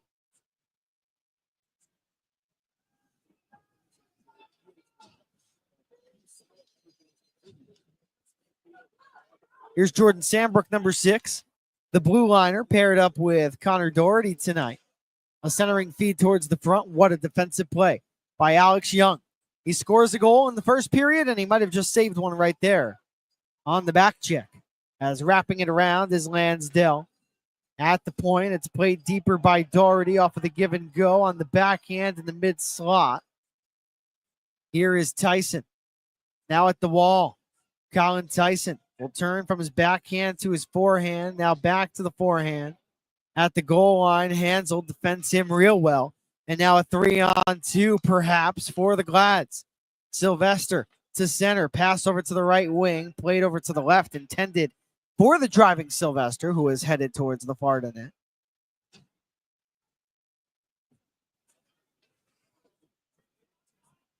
So Brendan Tatum at number 5, who leads Atlanta with 74 penalty minutes. Not just among defensemen, among all players. He'll stretch it ahead. Nice pass over to the right wing. That's tape to tape. Jackson Pearson at the line. He fumbled it. He receives pressure from behind. That's Isaac Nurse, number 11. Played past the red line, going down as a Gladiator, but still moving it far enough ahead to where it's not an icing, and the Everblades forced to play it behind their own goal. They'll go D to D, but as the puck worked to the left wing corner, it's missed. So keeping the cycle moving in the offensive zone for the Glads is Hernandez. He'll speed his way to his own puck in the corner. Hernandez. The turnover created on the backhand. Pearson to the front. And Johnson was out of his net just a little bit. A diagonal feed from the near wall off the stick of Hernandez back to the line. Missed. And now Nurse will turn it, but the Glads have the puck. So Atlanta with speed. So Topadic. Quick feed. Flex off of the stick of Pearson, who redirects it into Florida ice. Straight away, here is Furiolo, who had a goal in Atlanta's last game. Topadic to the trapezoid. Armstrong looks to bank it in, but Moberg comes over to help out his goaltender. He'll stretch it north. Hosang will pull up. He's got a man in Moberg, who shoots for the rebound, and he got one. And DeRitter made no mistake kicking it away, but he kicked it so far away that it went all the way down past the goal line adjacent to Johnson. And that will be an icing at 7:18.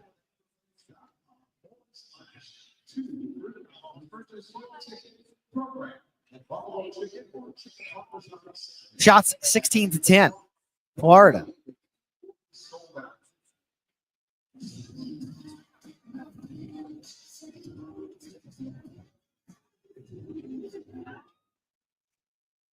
Cipollone wins the defensive zone draw. Nicely done by number 71, who, for those watching on YouTube Live, enjoyed the Atlanta Gladiators podcast featuring Joey Cipollone, who spoke about his time winning a national championship in college with Quinnipiac as Hogan Lambden breakaway save made by DeRitter with the glove hand. That's one bad man on the breakaway in Lambden.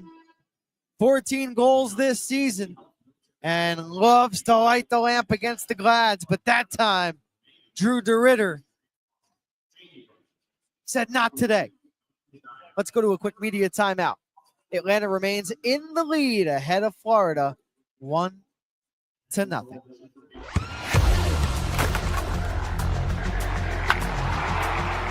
We all have goals. But let's be honest. Most of us aren't going to be professional athletes. But if your goal is to finish your degree, we can help.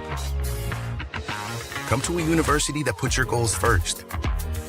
Bellevue University, your partner in finishing goals. The Atlanta Gladiators know that nothing fuels our game like a delicious meal from Grandma's New York Pizza and Pasta. With fresh ingredients and a variety of mouth-watering toppings, Grandma's has something for every fan.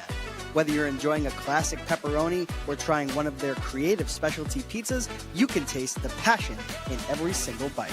So, next time you're looking to gather with friends or celebrate a win, head to Grandma's New York Pizza and Pasta in Lawrenceville and Sewanee, where great food and team spirit come together.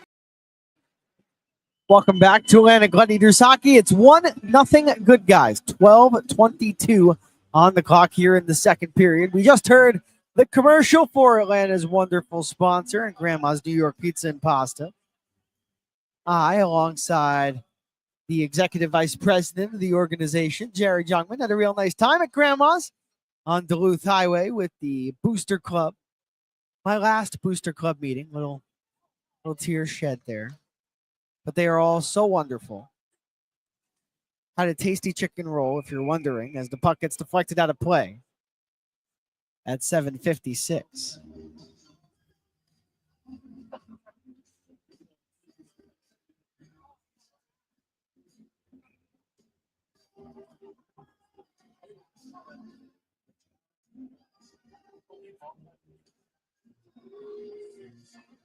Tom says had first-time friends to Sunday's game. Never been to a hockey game and got them on the glass in section 122. I think we have new fans for life. That right there, Tom, is what it's all about. As Nick Wong looks to clear, he cannot. Left wing corner, shot comes in on DeRitter, and he'll squeeze it. Now we've got some pushing and shoving for the first time, really, in tonight's game. That's Curtis Henry with Tyler Drevich. Drevich did well to draw a penalty on a similar play earlier in the game. Not that time.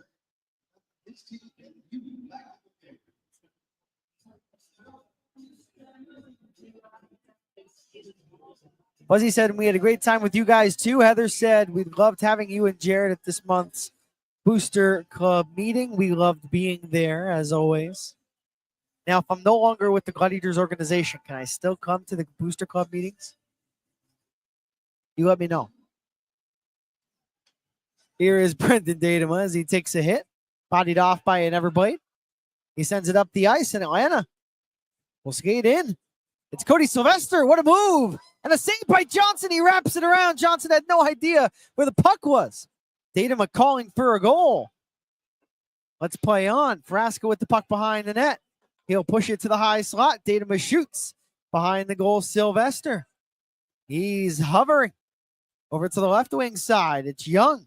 Young, Sylvester. And Frasca really doing a good job in the ozone. Score! Brendan Datema! It's 2-0.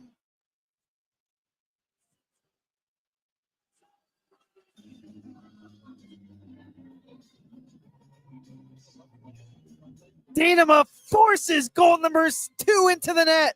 And it all started with Frasca. The pass to the mid slot. And Datema took care of the rest.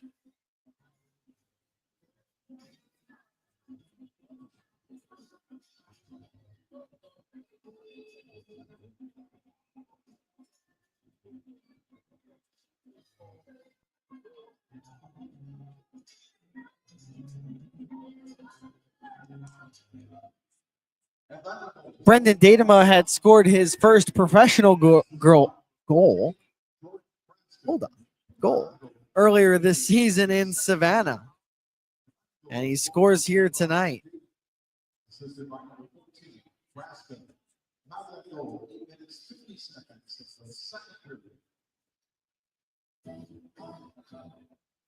So the goal officially comes at 8:50 of the second. Atlanta with a goal in the first and a goal in the second. Brendan Datema is second from Jordan Frasca.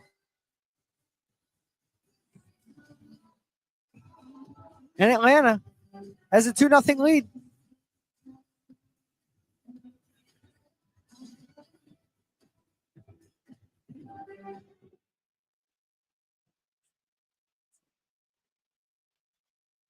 And the crowd at Hertz Arena stunned a little bit right now. But Atlanta really playing up to their competition. A team that very well could be headed for 4 straight championships. And of course, you will have a lot of roster changes. That's inevitable from year to year, but there are some mainstays making what Florida has been able to do over the last few years all the more incredible. As a shot from the left circle, DeRitter makes a save. He's down, and he gets back up. Atlanta does well to defend. They've taken a penalty, but if that's what you got to do to keep the puck out of your net, that's what you got to do. It's a 2-minute minor. Florida goes to the power play, I believe, here.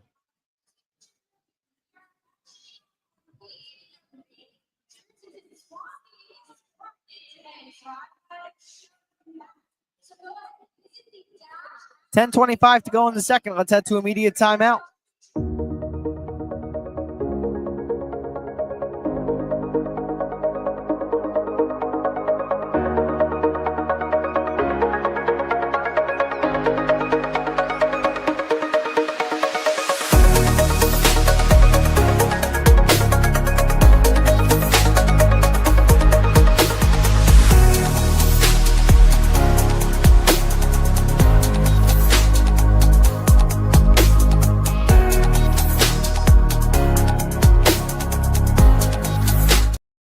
It's not the Everblades to the power play. It's the Glads to the power play.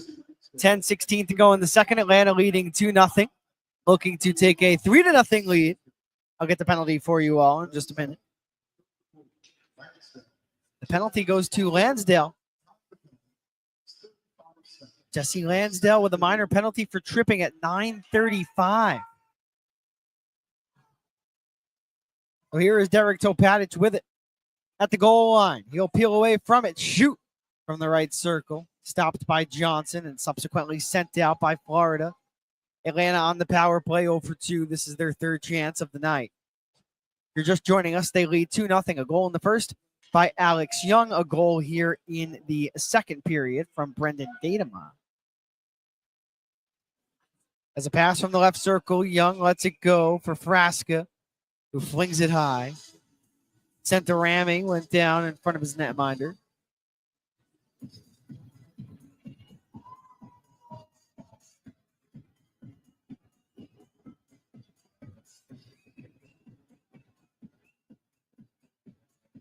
But the Glad's able to take a commanding 3-goal lead with one on the power play here that has 63 seconds on it.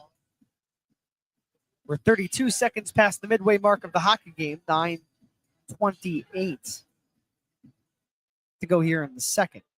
Tie up off of the faceoff. That means your wingers have to come in and help out.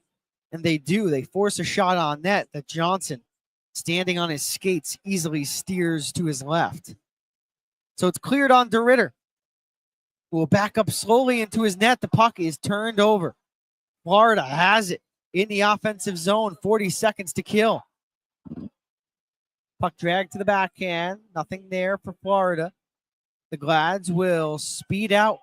Jeremy Hansel over to the right wing side, but Frasca in over the line ahead of the winger from the right wing. That'll be an offsides. 31 seconds on the power play. Shots 19-14 Florida. Atlanta this season, when leading after 2 periods of play, 17-3, 2-0. And they're up 2 on the road. Only 11 road wins this season. Looking to make it 12. So Joey Cipollone will drive down the right wing. He collides with a blade. That's Sean Allen, number 4, who's defending desperately for Florida. At the blue line, so Topadic right next to his peers at the bench keeps it in. Whipped over to the left wing. Wong back to the line. So Topadic shoots, misses the net. 4 seconds of power play time. Pearson is hit. 4 players in the near corner. Coming away with it will be Cipollone. One last chance here for the Glads. As coming out of the box is Lansdale. Here is Wong from a sharp angle. Blocked before getting to Johnson.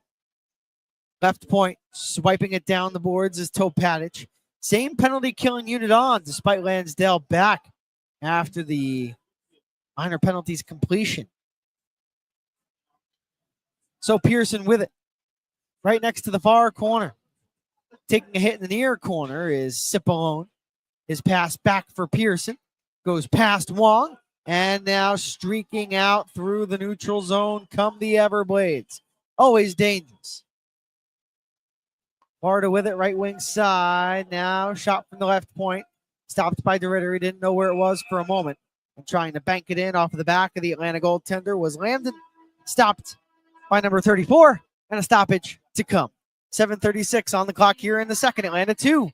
Florida 0.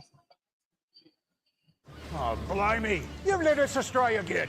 But these maps are so tricky. I've got your treasure. Do tell, Laddie. Play Keno and win money every 3.5 minutes. Kevin, give the signal. You pick 10 numbers. Fire!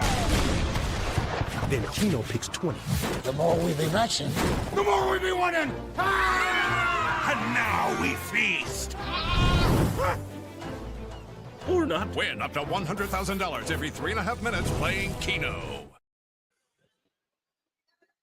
Welcome back to Atlanta Gladiators Hockey. Liam Gotimer here with you. Atlanta taking on Florida. The Everblades looking for their 4th straight championship. 46-15-7-1. They have 100 points entering tonight's game. The Gladiators 28-31-7-2.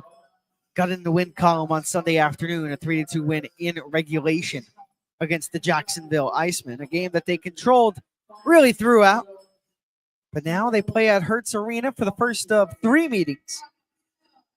And against the Savannah Ghost Pirates, a much different looking team, much like the Everblades, to complete the season. And then head into an off season where head coach Derek Nesbitt and assistant coach Matt Ginn can plan for the next one in hopes that a season this year after a 23-win campaign saw improvements to hopefully what will be at least 30 wins. Can turn into a playoff appearance next year. Just want to see continued progression. That's the goal. And Atlanta has had that this season, albeit no playoff berth, as DeRitter sticks the puck over to the left. Not right, left. After the faceoff. 7:20 and counting to go here in the second. Atlanta now with it in the Florida zone. Jeremy Hansel with 2 Everblades all over him. We'll move it over for a teammate. Now into the near corner. Hansel spins. Hosang has it inside the blue line. Plays it north. Dumped in. First on it will be the Everblades and Harrison Israels, number 27. We saw Florida have a goalie fight against the Savannah Ghost Pirates at Enmarket Arena. That was Will Cranley, who's the backup tonight for Florida. Has a chance from the mid slot is blocked. That was Hamiluk. It's Cranley against Cormier. Fight won by Cormier. The game was 4-1 at that point. The winners of the game, well, Florida, 5-4 in regulation. Momentum swung, and you don't always have to win the fight in order to take the momentum. As Hernandez takes down an Everblade, that was Hosang. And the veteran draws the penalty.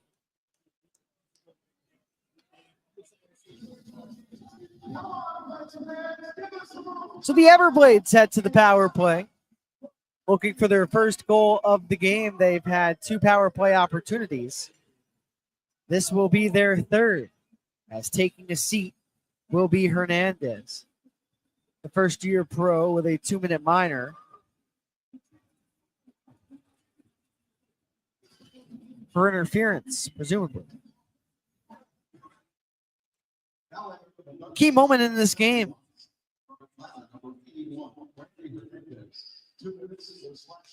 Not interference, it's slashing. So Sandbrook straight away, blockered away by DeRitter. Right circle landed. Leading the Everblades in power play goals is Carson Gisevich, number 15. He's out of the lineup. Ryan Cranford looks to gain body position so he can clear. He cannot. It's kept in by Florida. Atop the right circle, this is Betts. He'll dish it off to the left. The puck deflects off of the boards by Tyson. Diving for the puck is Cranford for Atlanta. And the forward showcases the extra effort to get it out. It comes back into the Atlanta zone, and it's dumped right back out again. But a quick up. Here is number 11, Isaac Nurse.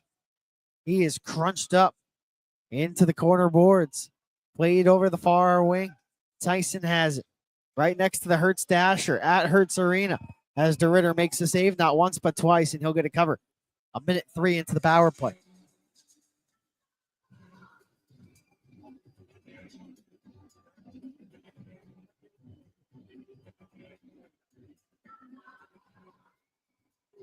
For those watching on YouTube, be sure to stick around during the intermission. The first half of the intermission will, of course, as always, feature a recap. And the second half of the Atlanta Gladiators podcast featuring Joey Cipollone. And then after that, if you missed it, during Fan Appreciation Day, all of the thank yous from all of the people in the life of Eric Neely and his family, congratulating him on such an amazing career. We'll see if we see Niels for any of the final 3 games after tonight. Florida still on the power play for 40 seconds. DeRitter, another save. Into the breadbasket, a one-timer from Hargrove. Once had 39 goals in this league. You know he can score.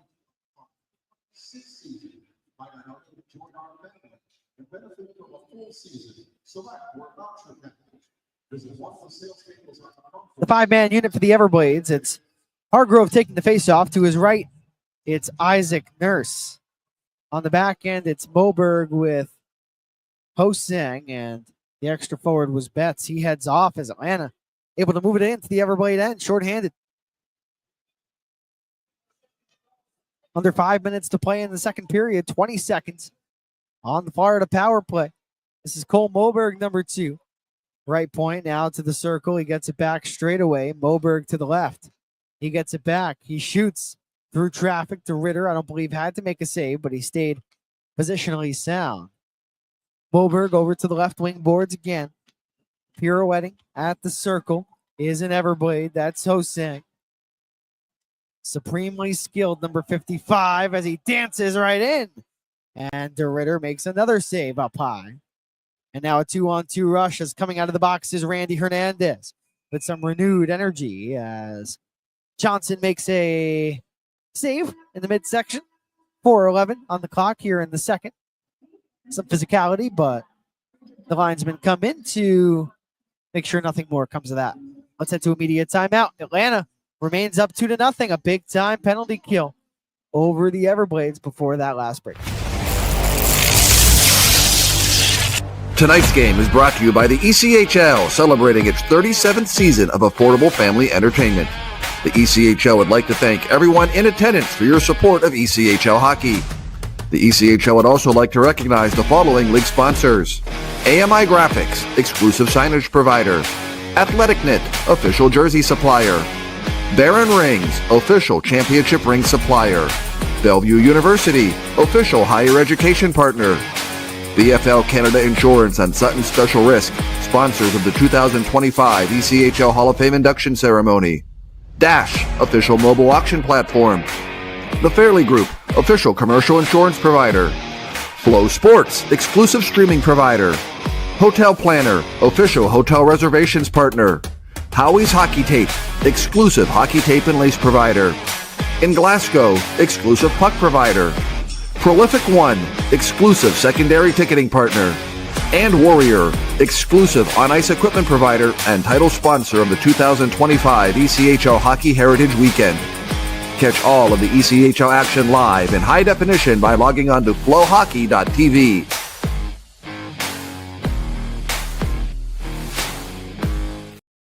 Welcome back to Atlanta Gladiators hockey. The puck has just been dropped to the right of Cam Johnson, controlled by Florida, but it's Atlanta that's controlling this game right now, up 2-0. Florida looking to get there first as a stuff-in try at the side of the Atlanta net goes out of play. Florida looking for that perfect pass, and it doesn't come there. And right now, Drew DeRitter, tough nut to crack.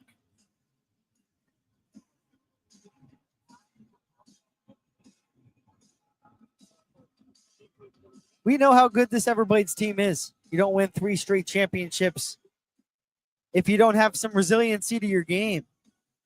Head coach Brad Ralph earned his 400th win as an Everblade on April 4th at Savannah. Brad Ralph, one of the best, if not the best, head coach in this league. And you ask why he doesn't move up? Well, sometimes you're in such a great situation as Lambton has scored, and it's 2-1.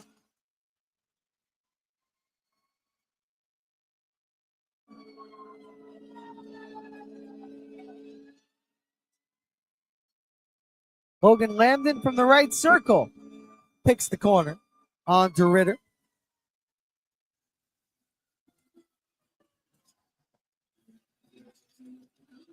At 16-21.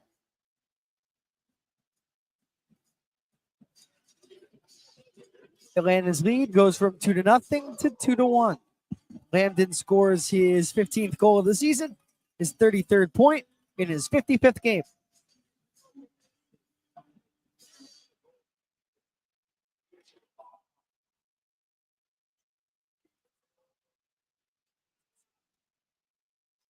Ethan says, hello, Liam. Thank you for all the amazing opportunities. Thank you, Ethan. No more home games left. I would have loved to have you in the booth one more time, but you got a very bright future ahead of you, and I hope to be tuning into some Gladiator games next year to hear you and whoever will be in the booth.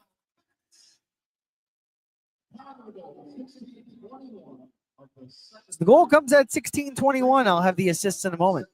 But if you're just joining us, the score is indeed Atlanta 2, Florida 1. Here's the goal. It comes at 16-21. Logan Lambton, his 15th, from Kyle Betts. It comes shortly after a Florida power play in which Randy Hernandez went off for a slash at 13:33.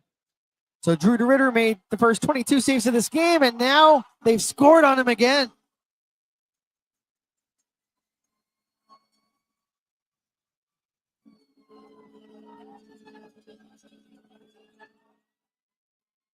Dylan Hamlock rockets it right past number 34.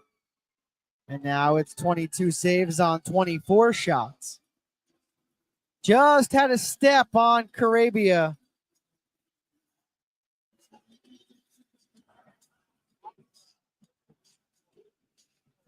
That goal for Hamlock is his 6th of the season, his 12th point in his 25th game. It comes at 17-20. So the 2 goals for the Everblades come 61 seconds apart.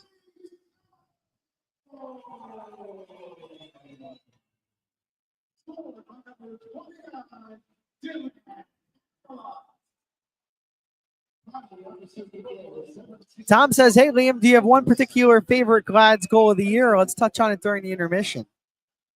I do. You really opened up opened it up all here for me, asking me my favorite goal of the year. I'm gonna go back because here's the thing, Tom, and everybody watching on YouTube, they're all my favorite. Even have a few goals against that just have not left my mind. Just leave you saying, wow. But 2-2 the score right now. 2 goals in 1 minute and 1 second. No timeout taken. That's such a tough position to be in if you're the coaching staff being on the road in a 2-2 game. Slapper from Moberg, gloved away by DeRitter. That's a big save right there. Just to calm things down just a little bit, draw a whistle. Atlanta now getting outshot 26-16. Heavily, specifically in this period, 11-7 in the frame.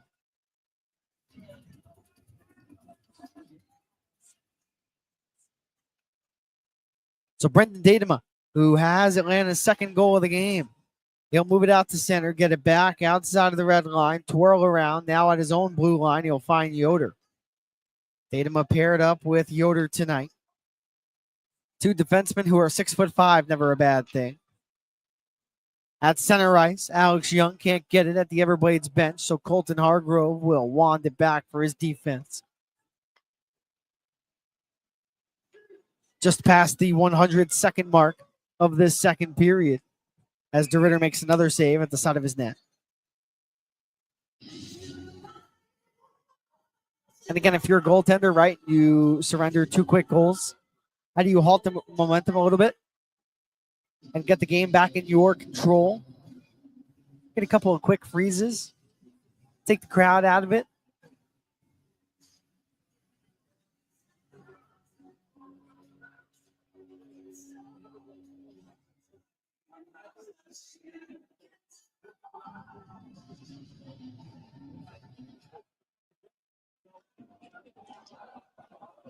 Here's another chance for Florida off of the faceoff. DeRitter catches that too. But right now, it's an avalanche of offense for the home side. Perhaps it is a timeout that Atlanta needs. Not one that you want to take with under 90 seconds to go in the period, but if Atlanta's not careful, that third goal for the Everblades could be not too far away, I should say. No timeout taken. Can Atlanta escape the final $1.24?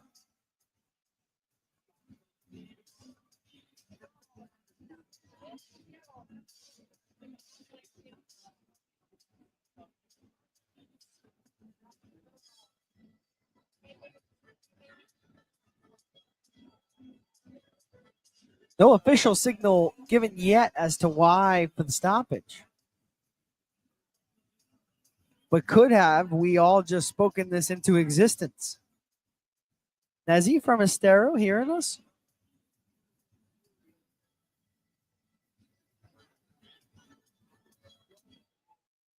No timeout. Just an elongated stoppage for some reason. So 1:15 to play in the period. Atlanta gets it out of their own end. Good start. Dumping it down will be Randy Hernandez. Cam Johnson out of his net has surrendered the first 2 goals of the game, uncharacteristic of Cam Johnson.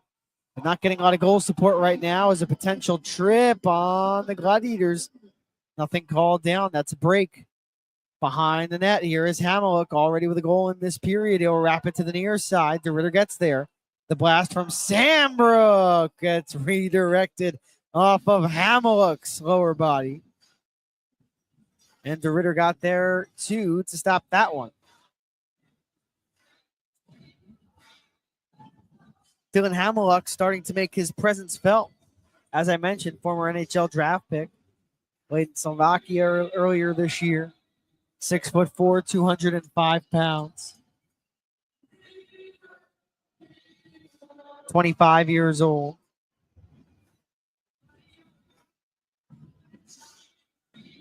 46.8 seconds on the clock.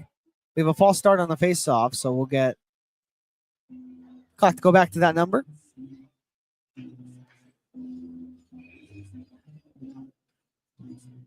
On the ice for Atlanta, it'll be Jackson Pearson with Carson Denemy. As here is Pearson.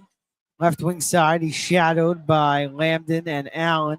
Sent over to the far side. Quick shot. Johnson got down to make a butterfly save. Meanwhile, from left to right, the Everblades fly into the zone. They take a lap around the Ritter. Here's a drive from the outside. That was Moberg who took it. Just a tick over 24 seconds to go in the second.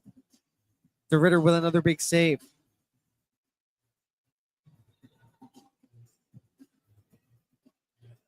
Cole Moberg with that last opportunity for Florida has won the Kelly Cup with the Everblades the last 2 seasons.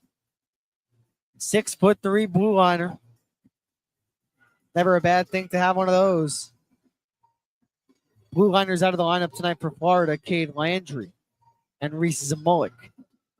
Forwards not playing, Andrew Fighton, Craig Needham, Carson Gasevich, Ben Brar, Oliver Chow, Alex Kyle, and Kyle Newber. Having each and every one of those players out of the lineup is a break. As behind the net, the Glads look to get it out. They will play some keep away here in the final 16 and a half seconds. Tyler Drevich will lift it up to center ice. In the neutral zone, Florida has it outside of the red line. That's Moberg. He'll send it in. 5 seconds left to go. And that'll do it for the second period after 40. Atlanta is tied with Florida 2-2.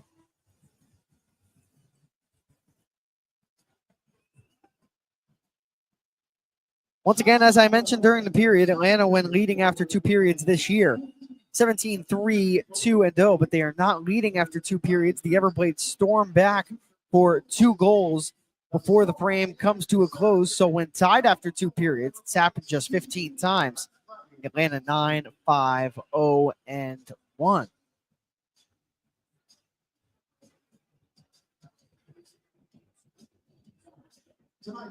Let's send it to a quick break, and then I'll have a recap of the second period. And then after that, enjoy part 2 of the Atlanta Gladiators podcast, featuring none other than number 71, Joey Cipollone.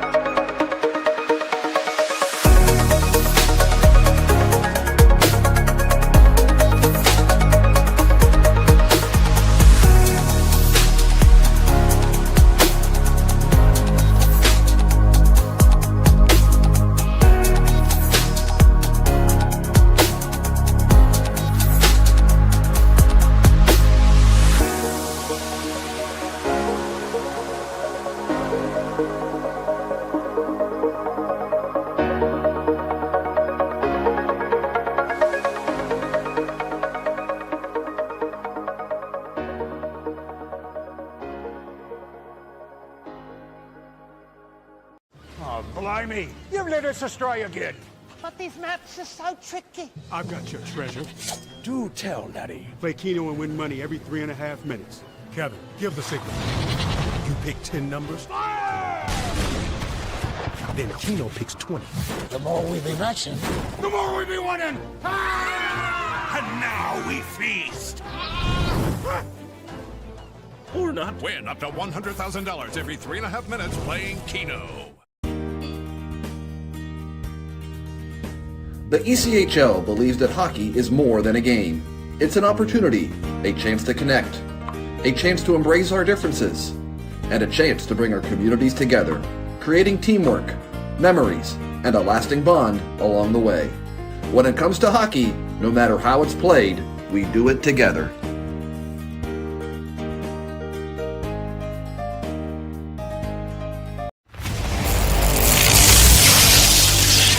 Tonight's game is brought to you by the ECHL, celebrating its 37th season of affordable family entertainment.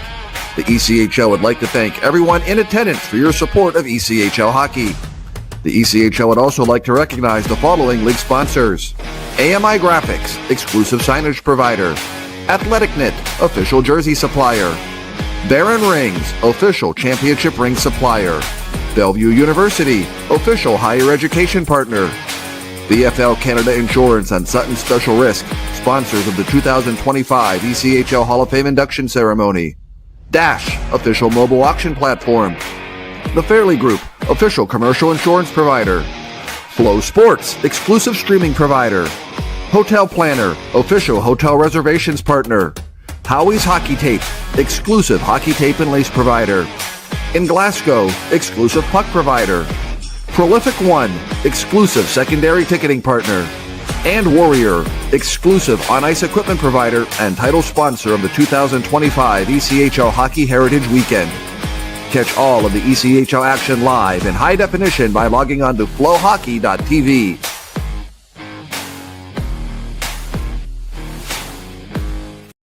Welcome back to Atlanta Gladiators Hockey. Liam Gotimer here with you live from the Gladiators front office as Atlanta takes on the Florida Everblades on the road for the first of the final 4 games of the 2024-25 season. A quick recap of that second period before we let you go to part 2 of the Atlanta Gladiators podcast featuring Joey Cipollone. In that second period, the first goal of the period came at 8:50 and it went to Atlanta. Brendan Datema picking up his own rebound, his second goal of the season, assisted by Jordan Frasca. Once again, that goal coming at 8:50. So Atlanta riding high, up 2 goals on the road against a team that they have not beaten in their last 12 attempts. Well, the Everblades would come storming back.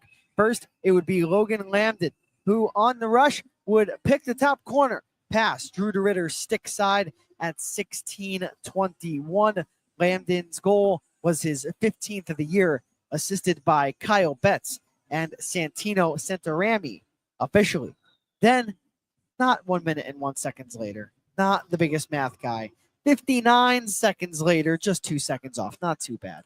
It would be Dylan Hamiluk who would score his 6th goal of the year at 17:20 to tie the game for Florida and make the score even, entering a pivotal third period. The Everblades, remember, need to win out and need South Carolina to lose out to claim the South Division title. So you know they are coming and gunning hard in that third period, which is to drop the puck in just over 13 minutes. The shots on goal, 15-8 in that second period in favor of Florida, 28-16 for the Everblades for the game. The power plays officially, Atlanta 0 for 3, Florida the same, also 0 for 3. So good to see the Gladiator penalty kill at 100% through 40 minutes. The goaltenders, Cam Johnson for the Everblades, bidding for win number 36 on the season, has made 14 saves on 16 shots. Once again, only had to make 7 saves in that second period on 8 Atlanta tries. The same in the first period for Johnson. While on the other end for Drew DeRitter, he was perfect through the first 22 shots, and then the next 2 would beat him. He bounced back late in the period as Florida continued their push through 40 minutes of action. Drew DeRitter officially 26 for 28. The penalties in that second period. First, Isaac Nurse went off for a high stick 17 seconds in. Then Jesse Lansdale, a 2-minute minor for a trip at 9:35. And last but certainly not least, Randy Hernandez, a 2-minute minor for a slash at 13:33. And although Florida's goal would not be a power play goal, Logan Lambden's tally would be a result of the momentum Florida was able to grab as a result of that aforementioned power play.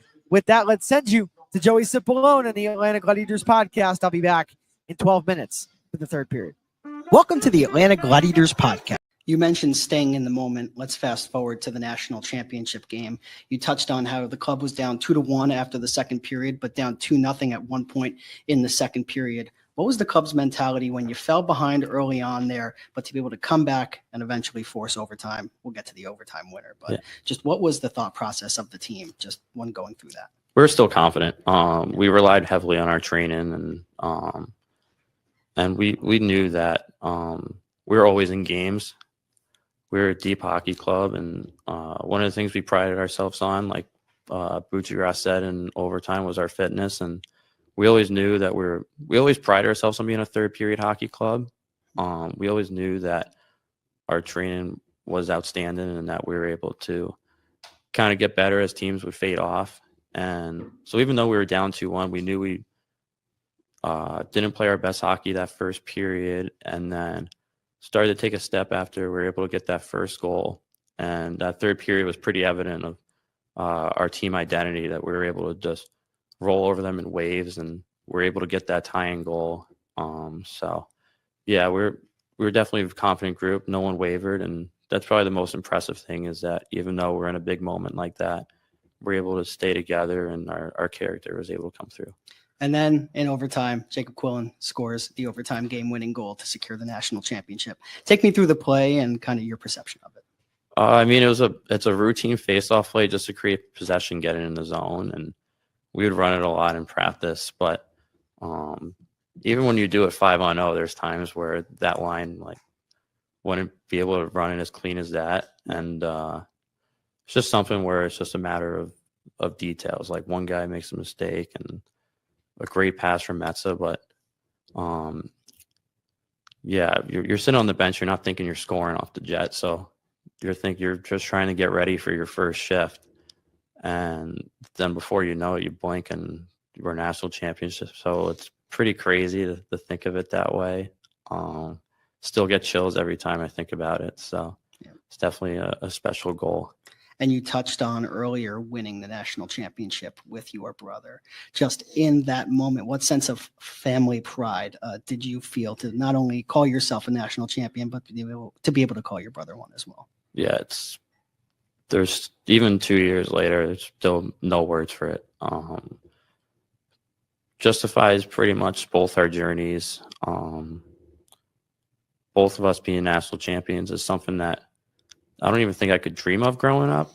Like it's something that I know my parents sure did, and we're very fortunate that they were able to live that out. It was definitely a truly blessing of a moment after the game when we saw them, like me and my brother were able to see my mom, my dad, and my sister all on the glass. We have a nice family pic, so that's something that I'll have with me forever, and that's something that no one can take away. It's got to feel like a culmination of just hard work since day one paying off. Yeah, absolutely. Just like every kid, there's a lot of sacrifices that are made growing up, and we're all very lucky to have parents that are willing to do that for us. Now on to the goalie matchup in that national championship. Yaniv Peretz was the goaltender for Quinnipiac. Now he comes back into town with the Bloomington Bison, the club that the Gladiators will take on for the next 3 games. How cool is that? I'm very excited to see him. He's a one-of-a-kind character, but he's an amazing person. His dedication to the game is unlike almost anyone I've been around. Yeah. And so I haven't seen him in a while since our alumni weekend, so I'm looking forward to seeing him. And I know last year I had a couple matchups against him, and I wasn't able to put one past him, so hopefully I'll be able to this weekend. Right. Yeah. Must have been kind of sweet for sure. So moving on now to the opposing goaltender in that national championship. It was Justin Close, who is now one of the 2 starters for the Jacksonville Icemen. Your breakaway goal this year came at Gas South Arena against Justin Close. Walk me through the play, and how did you feel knowing that you were able to beat him in that moment? I was able to just break away from the D and Sly and Needles were able to make good plays on the wall. And I don't get many breakaways, but I had a breakaway. I was like, wow, all right. Like what's going through my mind, and just kind of made a move that was just natural in the moment. Yeah. And got a fortunate bounce, but you need that sometimes. And I was definitely happy that it went in. It was a big goal for us in that game. Yeah, it certainly was. So following college, you signed an American Hockey League contract with the Bridgeport Islanders. My first question is, growing up as a Rangers fan, knowing that contract is coming your way, was there any thought in your mind, man, I'm signing with the Islanders franchise here? Or was it, no, I'm just looking straight ahead, going for my journey? It's always looking straight ahead. Yeah. But yeah, obviously you joke, and it's like you grew up a Rangers fan and now you're part of the Islanders organization. But any kid will tell you just to get an opportunity like that, it doesn't matter who it's with, you're going to take it. And I was very fortunate to Lamarillos that they were able to give me that opportunity last year, and I was able go to camp and watch some of the best guys do it, and was able to take a lot there that's helped me out during my pro career. What would you say are the main things that you learned from being a part of that camp? Just the way those guys take care of their bodies and how they treat people. The A-class organization, the staff there did a tremendous job of just teaching us little things that help over the course of a 70, 80 game season, which is a little different than your typical 30 or 40 in college. And then all those pros, all the NHL guys treated all the young guys like me so well. And doesn't matter what status you are, how you treat people is incredibly important. And it was awesome to see those guys, even though they're at the highest level and making a lot of money, still treat us with the same respect. It's not always about the on ice play sometimes, right? Yeah, no, there's a lot more that goes into it. Just over 5 minutes away until the third period begins from Hertz Arena. Atlanta and Florida deadlocked in a 2-2 tie. But before we get there, for those watching on Flow Hockey and YouTube, here are some thank yous to our captain, Eric Neely, on a tremendous career. Hey, Niels. There's no one in this organization that I've played as many games with or stood next to as many as you. It's truly an honor. You played the game one way. That was hard and honest. Heck of a teammate, person, just an absolute warrior, just a true gladiator in every sense of the word. Even though you may have the best games played to practice ratio I've ever seen, you sure put it all out there every single night. I know how much it meant to you to play in front of your boy this year, becoming a new dad. And he's going to be really proud of you when he gets to look back and see all these videos someday, just as we are. Love you, man. Hey, Eric. Congrats on a heck of a career. Can't believe it's been 15 years since we played together in high school. You're a fantastic hockey player and even better friend. Some amazing memories playing you in college, the coast, and the UK League. Don't think I've ever played anyone more. Of all the memories, the one that comes to mind today was when I stayed with you after a 3-3 between the Gladiators and the Swamp Donkeys. Best taxi ride I've ever had. Heavy metal covers certainly hit different after that. I wish you the best in this next chapter and hope to see you and the family soon. Cheers.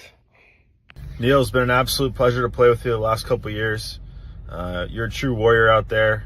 You put the team on your back countless times, no pun intended. I wish you, Tam, and Rat nothing but the best moving forward, buddy. 5'9", congrats on a hell of a career, buddy. It's been a pleasure the last 4 years getting to play with you, whether it was a part-time teammate, full-time teammate, or as a coach. It was great getting to know you and become your friend and teammate the last 4 years. I will maintain you'll be the only player that I've ever played with that's full warm-up before games. Is just strictly back stretches. So I'll always have that in my memory bank. But best of luck in the future, and I wish you nothing but the best, buddy. Hey, Niels, just wanted to say congratulations on an outstanding career. You made a hell of an impression on the ice, off the ice. It means so much to this organization. Just want to wish you all the best in your retirement, to you, Tam, Rhett. I've had a pleasure, absolute pleasure, being able to be your teammate, your roommate, now your coach, and just can't say enough good things about you and how much I respect you, both as a friend and as a player. So congratulations, you deserve it. Niels, buddy, congrats, man. Just want to say congratulations on such an amazing hockey career. It was an honor to be your teammate and especially your line mate throughout some of those years. You're an amazing hockey player, and you've accomplished so many great things throughout your career, so you should be very proud of yourself, buddy. I know your last year you wanted to play in front of your son, so I'm glad you stuck to it and you were able to do that. Those memories and pictures will last a lifetime. So congratulations again. I'm excited to see what life has in store for you, and we'll be sure to have a couple pints together to celebrate your retirement. Cheers, buddy. Congratulations on your retirement, Niels. I couldn't ask for a better leader to play with. You were always the hardest worker in the room and was the epitome of leading by example. Congrats. Eric Hurricane Neely, congrats on the retirement, my man. From playing against you in college to playing with you down in the jungle in Atlanta. not too many teammates better than you and able to do it for as long and as successful as you did. I know Tam and the little man are happy for you, and I'm excited to see what you guys do in the next chapter. Congrats.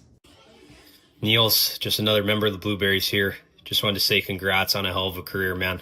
We had a lot of good times both on and off the ice, and it was a pleasure to play with you. Best of luck in whatever comes next. See you soon, man. Neeler, Mags here. Just wanted to wish you a happy retirement.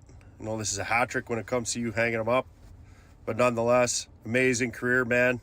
Proud of you. It was an honor to be your line mate and your teammate for a few of those years. Amazing player. Speed, skill, toughness, grit. Everything you look for in an awesome hockey player and the ultimate competitor and teammate. Enjoy your night, man. Best of luck to you, Hansy, Nezzy, Ginner, and the rest of the Glads down the stretch here. And lots of love to Tam and your family. Enjoy your night. You deserve it. Love you. Go, Daddy! Go, Daddy! Go, number 59! Congratulations on an awesome career, Eric. 15 years I've been watching you. This last season has been beyond special, having Rhett against the boards with us. We love you more than anything, and we're so proud of you. Congrats. Once again, congratulations to Eric Neely on an outstanding career. Of note, Cody Sylvester, now the Gladiators captain. The C no longer with Eric Neely. He now wears an A. So Cody now the captain for the final few games. A nice gesture from Eric Neely after his amazing celebratory afternoon on Fan Appreciation Day. As the puck is dropped for the third period, Atlanta skating from right to left, Florida from left to right. We are in a 2-2 tie. Connor Doherty trying to untie the game. He misses the net with his feet to the front. So Sylvester leaves it off for Frasca. He's double teamed, pushes it down the wall, but it's taken now by Betts. He'll look to sidestep Carabia, has the puck on a string, but Carabia stands his ground. He'll take the puck back. He'll float it in. A bouncing puck nearly dragged in by the Glads. It's a slapper taken instead by Mickey Burns that went high. 60 seconds into the period. Atlanta and Florida tied 2-2 after 40. For the Gladiators on the scoreboard, Alex Young and Brendan Datema. Since then, Logan Lambden and Dylan Hamlock. An evenly played hockey game. But when you're the road team, you need to take it to the opposition. Right now, the puck in the offensive zone for the Everblades. It's the line of Hosang, Lambden, and Hargrove. Perhaps the most dangerous third line in the ECHL. Former NHLer in Hosang, former near 40 goal scorer in Hargrove. And Logan Lambden, I mean, we saw what he's able to do tonight with his absolute blast into the top shelf. As we have a Sen XL icing on Atlanta. A minute 52 into the period.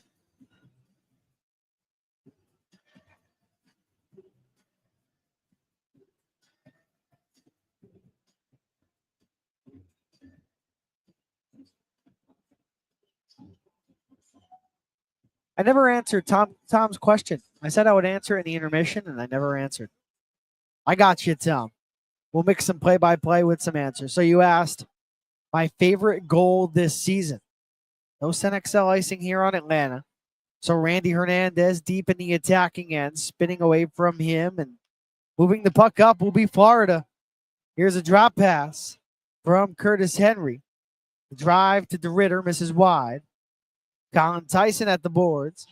He's stripped. And Hernandez will float it right outside of the red line. Not all the way down, so no icing.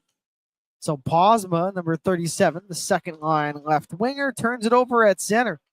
Denemy and Armstrong, good work in the neutral zone. Cipollone will join the two of them in on the forecheck. But instead, the puck comes to Florida.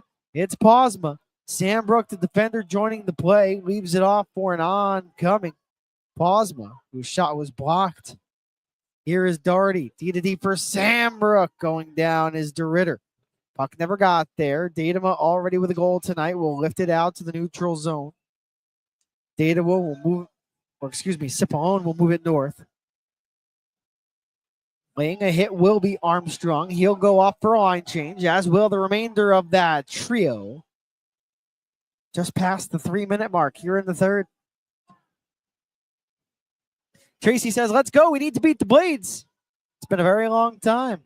From left to right, Ryan Cranford, the second-year pro out of Embrun, Ontario, takes a shove up high. Now a hit to the back. Here's Nick Wong, number 23. He'll pull up at the goal line. Quick shot from Topatic, denied by the upper body of Johnson. That was Sansbury who brought a Gladiator down inside the Florida zone. No call on the play, but a cheer from the crowd, who outside of a 59-second stretch where Florida scored 2 goals, not a lot to cheer about tonight. That doesn't happen often in Estero. As another takeaway, this time it's in the Everblades zone where the Glads will slap it in again. Behind Cam Johnson, 35 wins this season, a 1.94 goals against average. Atlanta has already eclipsed that tonight with 2 goals. 3-on-3 for the Everblades. It might be a 2-on-0 in tight as speed kills for Florida. Left point, Curtis Henry. He'll roll it around the boards behind the net. It's backhanded from back beneath the goal line to the slot, I should say. Nobody home. But at center, Florida scoops it up once more. Henry, the drop pass for Lambden. His quick shot is blocked, but it's picked right back up by Florida. Turning in the right wing corner will be Hosang, number 55. Calling for it at the line is Henry. He'll get it from Sambrook. Shooting at the left dot now is Posma. And making the save in butterfly is DeRitter at 4:52.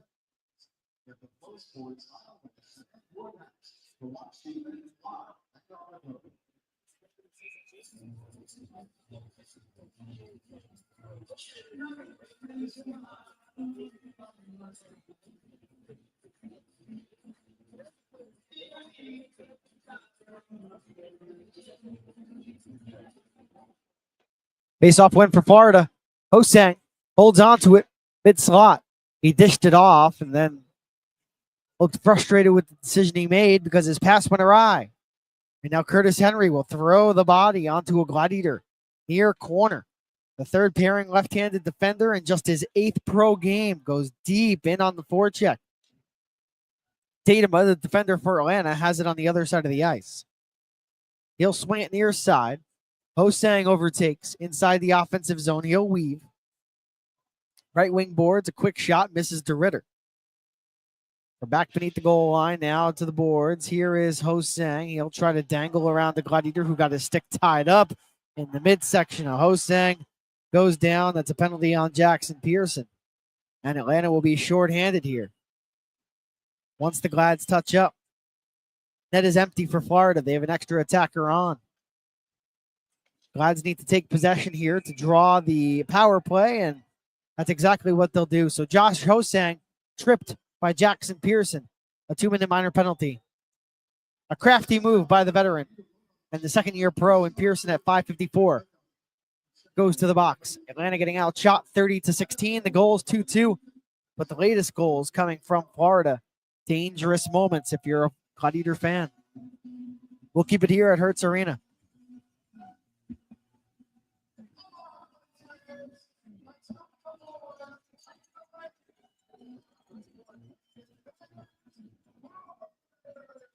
The Gladiators 3 for 3 on the penalty kill tonight.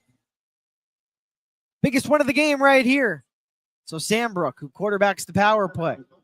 It's reversed from Tyson to Sambrook. One-timer from the right. Did not get through to DeRitter. Sambrook has it back now. Right point. Now left point. Driving to the dot is Tyson, and DeRitter another save. DeRitter came to the outer edge of the crease. Was able to look around a teammate defending in front of the net. Track that drive from Tyson. And 16 seconds into the power play. A face-off to come. at 6:10 of the third. Betts gets down, wins the draw for Florida. So it's Sandbrook for Tyson. Here's Sandbrook. Save made by DeRitter. Tyson into the circle, now down to the goal line. It was Betts, the pass, down low. Now Tyson atop the left circle. A slapper misses the Gladiator net. 13:25 on the clock to go here in regulation time. Here is Tyson from the boards. Rink wide and missed the net. May have deflected off of iron. Clearing attempt, glove down by Sandbrook. He'll pass it over to the right. Net front feed, missed. That was Lansdale in front of the net.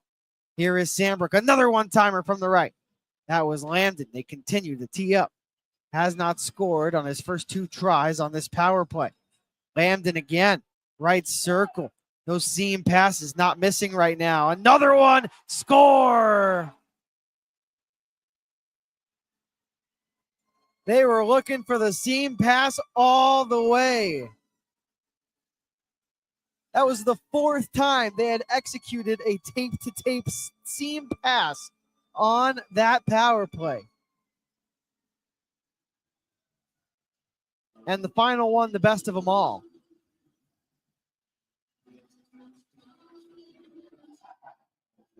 The goal comes at 7:10. The goal scorer is Logan Lambden.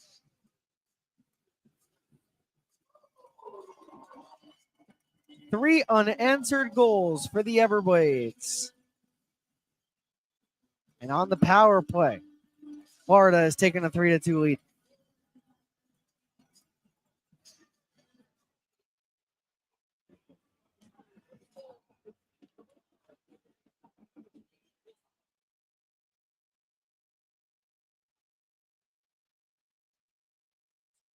Still a lot of time left in this game for the Glides to get back in it as DeRitter stands up on his skates and makes a stick save.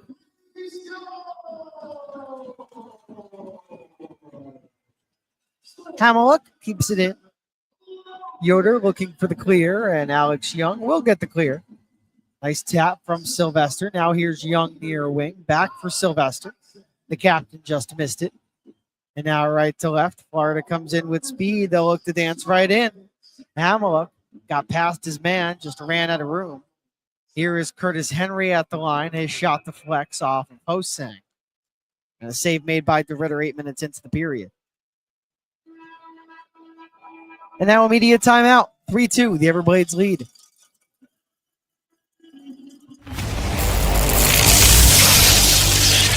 Tonight's game is brought to you by the ECHL, celebrating its 37th season of affordable family entertainment.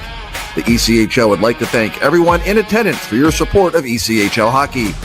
The ECHL would also like to recognize the following league sponsors: AMI Graphics, exclusive signage provider; AthleticNet, official jersey supplier; Baron Rings, official championship ring supplier; Bellevue University, official higher education partner; BFL Canada Insurance and Sutton Special Risk, sponsors of the 2025 ECHL Hall of Fame induction ceremony; Dash, official mobile auction platform; The Fairley Group, official commercial insurance provider; Flow Sports, exclusive streaming provider; Hotel Planner, official hotel reservations partner; Howie's Hockey Tape, exclusive hockey tape and lace provider; In Glasgow, exclusive puck provider; Prolific One, exclusive secondary ticketing partner; and Warrior, exclusive on-ice equipment provider and title sponsor of the 2025 ECHL Hockey Heritage Weekend.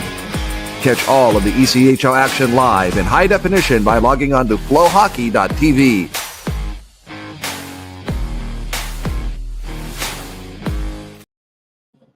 (3-2) the Everblades lead. 12 minutes to go in regulation time. The latest goal for the Everblades, their 3rd straight marker of the game. It comes at 7:10 of the 3rd. Logan Lambden, a power play goal, his 16th. Colin Tyson and Jordan Sandbrook. So Atlanta looking to tie the score now after having a 2-0 lead. It's now 3-2 in favor of the Florida Everblades. And you just fall asleep for even a few minutes, Florida will be all over you. And in the second period, that's where Atlanta really fell into a trap as DeRitter comes out and makes another save. A lot of traffic in front. And now we've got an Everblade in a headlock. That was Drevich, who had Sansbury wrapped up. Sansbury had no interest in that.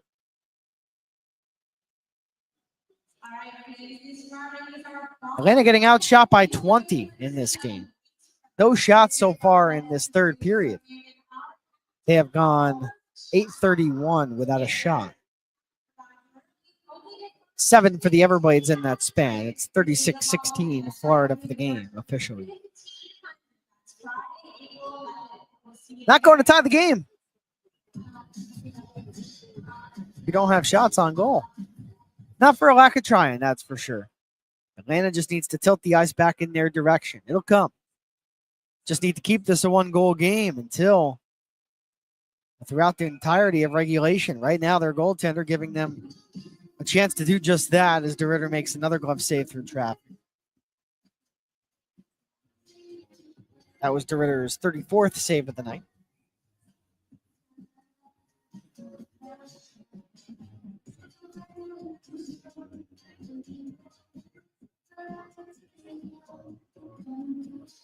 So Betts against Pearson on the faceoff. Kyle Betts, the centerman out of Flesherton, Ontario. 96 games in the American Hockey League with the Belleville Senators in his career. Signed an American Hockey League deal with Springfield summertime last year. That's why he filters down to the Thunderbirds ECHL affiliate, which is, of course, the Everblades, as Doherty fires, and another save made by DeRitter. He's just fighting him off through this point, must be tired. Now the Glads can finally get out to center. It's whacked to the middle. Lambden will recover. Play it for Lansdell. So 4 Everblades in the defensive zone. That does not include their goaltender, Cam Johnson. So here is Colin Tyson, number 43. The forward also on an American League contract with Springfield. In the neutral zone, Cipollone right next to his own bench. We had a couple of fans in the YouTube chat select Cipollone to score the game-tying goal as he shoots from a bad angle. Did not connect with Johnson. Meanwhile, Tyson might have a breakaway. He shoots and DeRitter stops him not once but twice. DeRitter made the first save. The puck was loose. And the only angle, I guess you could say, Tyson had towards the Atlanta net was to one-hand it towards the direction of DeRitter, and Drew did a real nice job to not only force that puck away from trouble, but also corral it cleanly to get the cover at 9:58.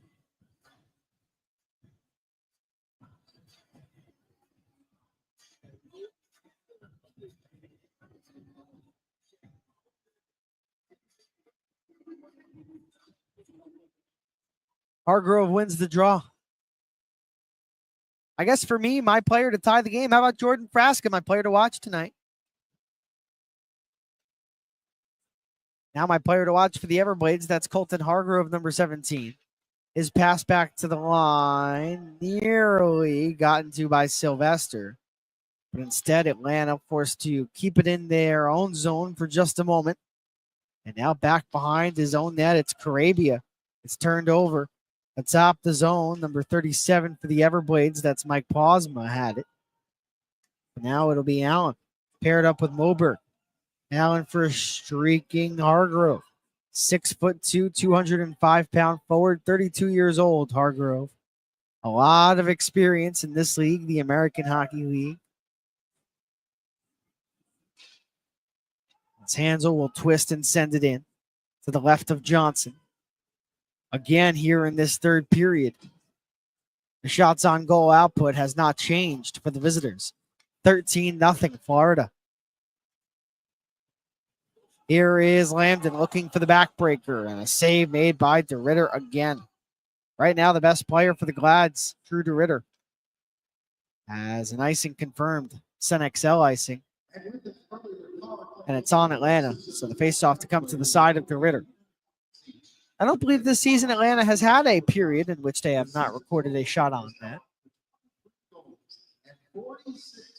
Right now, 14 shots credited for Florida in this period alone. 2 shots away from exceeding their shots on goal output, or max shot on goal output from this game. 15 in the second. They had 13 in the first. But Harrison Israels takes the draw against Nick Wong. Controlled by Florida again. Curtis Henry, who's been impressive tonight. I like his game, Henry. Paired up with Santarami. Atlanta now has the puck at this point. Takes something from the neutral zone. Tests the netminder. 8:25 to go in regulation. The Everblades looking for the clean out. They will get it. Rink wide. Up along the near boards. It's Landon, who will hoist it into the attacking zone. Behind the goal now. It's centered. And DeRitter not forced to make a save, but another good look for Florida.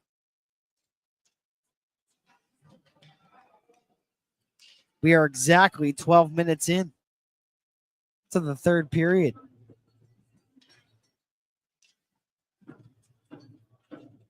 From right to left, Florida comes into the attacking zone, so Padich keeps it moving. It's corralled by his opposite number in Doherty, who shoots towards the net. Atlanta at the wall, looks to hustle there. That was Yoder. And good job by Mickey Burns to get to the puck ahead of Isaac Nurse, far corner. Hernandez waiting for the puck to get to him, but it never does. And instead, it will squeak free over 2 lines, and not the Gladiator lines they were hoping for. So now Atlanta forced to defend as the puck right to the side of Drew DeRitter once more. 7:15 and counting to play. Allen shoots, looking for a tip. He got one. Puck in front. Datema defending DeRitter. Made a positional save. Here is Allen, number 4, from the left point. Misses the net. Tying up his man behind the goal is Pearson. Datema there too. Datema will try to wand it up the near boards. He cannot. It's kept in by Florida in the near corner. Pass across to the right. Score. 4-2.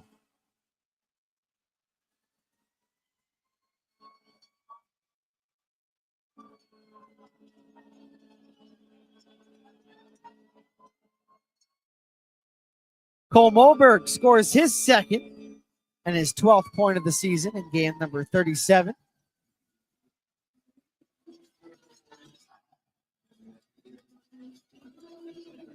And again, when the opponent is able to execute clean tape-to-tape passes, it's real tough for the goaltender. And DeRitter probably screened on that play, had to move from side to side as he did on Landon's goal earlier in the period. And right now it's 4-2 Florida. And that's 4 unanswered for the Everblades.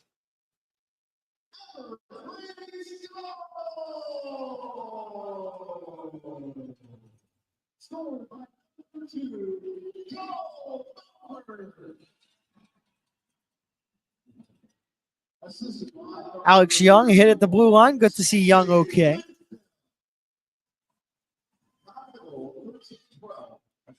At center, it's picked up by Florida again. Hosang, the blast, saved DeRitter. He couldn't stop it. So taking a lap behind the Atlanta net is Hosang, a diagonal feed at the blue line. Shooting is Doherty. That goes out of play. And we will have a media timeout. 2-goal lead for the Everblades. We'll be right back. Have you ever watched a hockey game and thought, I could totally do that? Call the game and break down the action? Well, now is your chance to make that thought a reality with a unique and thrilling opportunity on the call with Liam Gotimer. This one-of-a-kind program invites you to step into the broadcast booth with me for an exclusive hands-on experience in the world of sports broadcasting. Whether you're an aspiring broadcaster or a die-hard hockey fan, this is your chance to join in on the fun. Visit AtlanticGladiators.com for more. Oh, blimey. You've let us astray again. But these maps are so tricky. I've got your treasure. Do tell, laddie. Play Keno and win money every 3.5 minutes. Kevin, give the signal. You pick 10 numbers. Then Keno picks 20. The more we be matching, the more we be winning. And now we feast. Or not. Win up to $100,000 every 3.5 minutes playing Keno. Welcome back to Atlanta Gladiators Hockey. 4-2, the Everblades lead. 6:02 to play in the third period. The latest goal for the Everblades came at 13-12. Cole Moberg, the blue liner, first pairing right-handed defenseman tonight, has won the Kelly Cup with Florida each of the last 2 seasons. He gets his second goal back with the Everblades. Once again, coming at 13-12, assisted by Jesse Lansdale.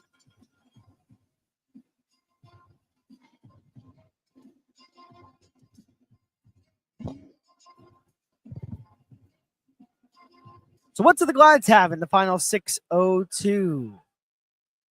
Quick shot from Curtis Henry. Another save made by DeRitter, and he has not been shy and stop and play in this third period.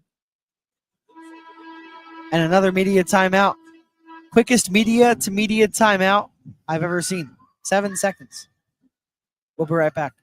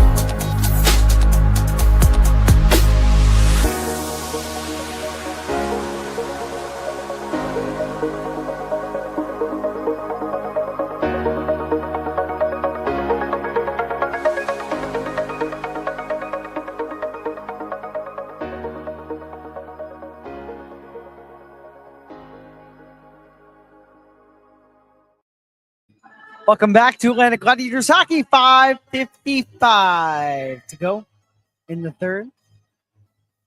Atlanta getting outshot 45-16. They do not have a shot on goal in the third period.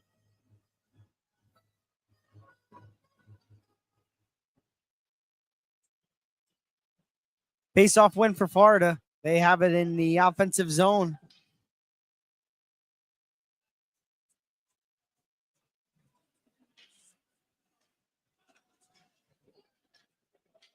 Lads get it into the Everblades zone. Finally, here's Easton Armstrong, and he's got the first shot of the period.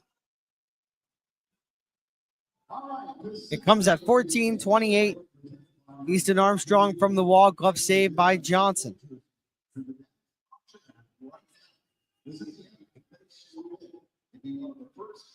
Fuzzy says, how many times has Liam mentioned the games the Blades player has in higher leagues? No wonder they have won 3 straight, just saying.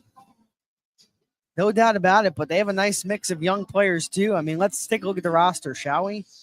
Cole Moberg, just scored the goal, but he will be on the blue line each and every game that he is healthy for Florida during the playoff run as they are in pursuit of their 4th straight title. Sean Allen, again, right there on that first pairing. Cade Landry, not in the lineup tonight, a top 6 defenseman. As Sylvester shoots, that's another save by Johnson. Make that 2 in this period now. Inside of the blue line, it's forked out by Posma. To the neutral zone it goes, and a fight for the puck won by Young. So Alex Young, number 22, with Cody Sylvester. Those two remain on the ice looking for the puck. Hard on the forecheck. It's wandered around by Allen, not out of the zone, kept in by the Glads. Young and Sylvester are there, but now out at center. It's brought right back in by Florida's Posma. So Padich comes over to scoop up the puck. He'll ladle it to the far wing. Patient with it for the Glads is Furiolo. Back to the Everblade roster again. Jordan Sambrook, 4th stint with the Everblades. 4 separate stints. Logan Lambden acquired by the Blades from the K-Wings. March of 2023. Since then, well, he has been nothing short of spectacular. Lads with the puck in the offensive zone here. Jackson Pearson, a couple of better shifts here in the final few minutes. At the blue line, Datema looking for 2. Save made by Johnson. Center Ramy, he'll be among the top 6 come playoff time. Nurse, good young player, fighting. Won the Kelly Cup with Florida during the 22-23 season. Needham's second pro year. 18 points in 63 games, playing up front for Florida.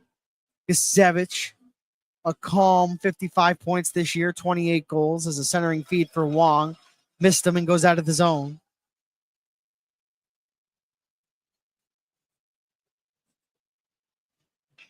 Oliver Chow not playing tonight. He's won the past 2 Kelly Cups with Florida. Teammates of Carson Gisevich in college. Reese Zamolik won last year's Kelly Cup with Florida. Hunter Sansbury in tonight's lineup. Nice young player. Alex Kyle not playing tonight. He's in his 9th pro season. As here's Joey Cipollone, left wing corner. Slap pass by Carabia down to the goal line as they look to the back door. That feed came from Denemy. And instead, this might be an odd man rush for Florida. Racing down the left wing is Hamiluk, who's already got a goal tonight. But the puck is left behind. 2:47 to go. At center ice, it's slammed into the zone by Hansel. No icing here. Letting the puck go is Armstrong for Cipollone, who comes off of the wall, shoots, saved by Johnson, and the rebound misses high. Carabia, D to D. Across the ice he goes. Quick shot, misses the net. At the boards, here's Easton Armstrong. He shoots low on Johnson. Another save made. 2:20 to play. 4-2 the Everblades lead. Another quick shot stopped by Johnson. It's loose in front, and he's got it.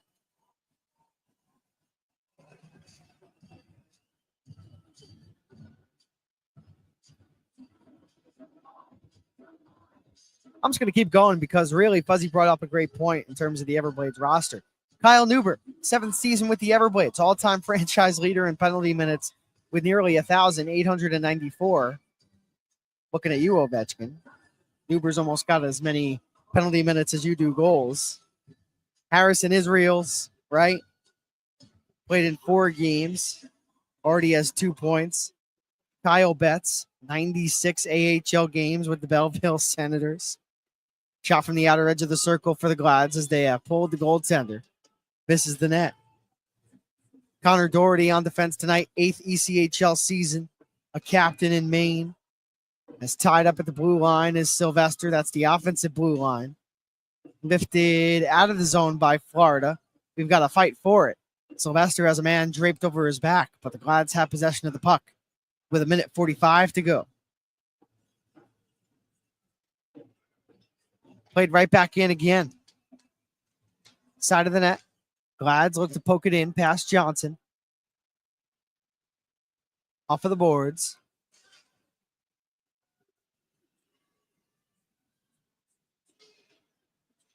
Frasca on the hunt for it. Looking for the clear is Florida's Moberg, and they will. No icing on the play here. So with 1:15 down 2 goals. The Glads really need one now. So Padich up the near wing. Weaving nicely is Young. He's got a lane. He just centers towards the net. Cleaned up in front by Moberg.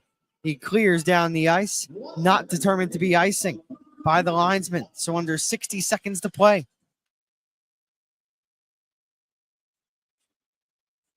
Here is Joey Cipollone over the attacking line. Sylvester shoots. It's blocked. Puck in the mid slot. Down to the deck. Goes Young. The puck's in front on the backhand. Pearson unable to lift it. Johnson was down. And it's cleared all the way out. 35 seconds to go. Cipollone, another dump in. Under half a minute left to play. Florida with a 4-2 lead. Atlanta's net is empty. Here is Sylvester at the half boards. Quick shot off of the stick of Young. Gets deflected out of play. With 18 seconds left to go.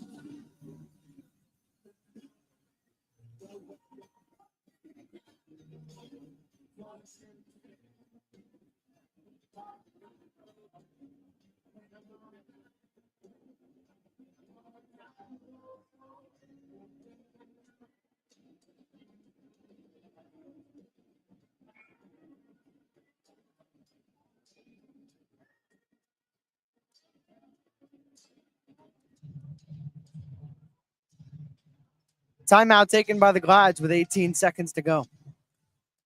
We'll keep it here.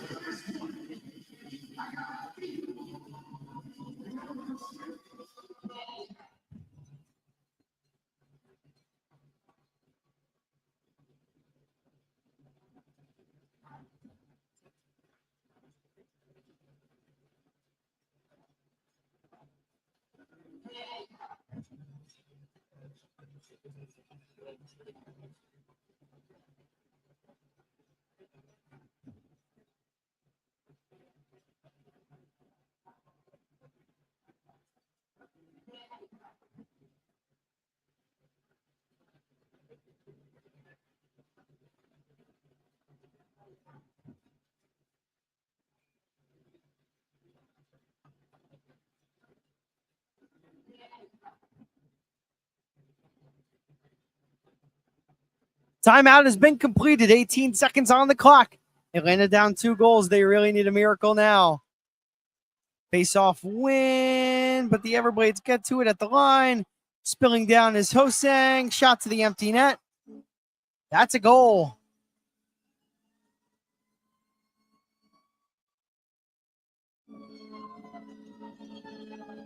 That's a hat trick for Logan Landon.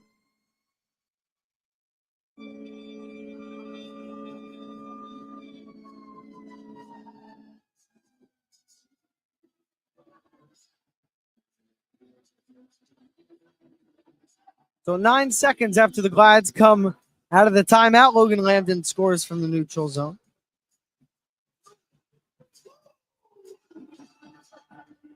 And on their 47th shot, Florida scores their 5th goal of the night.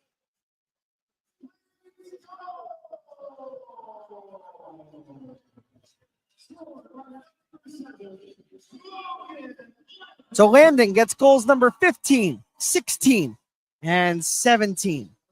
Capped off, no pun intended, with the hat trick scoring empty net goal.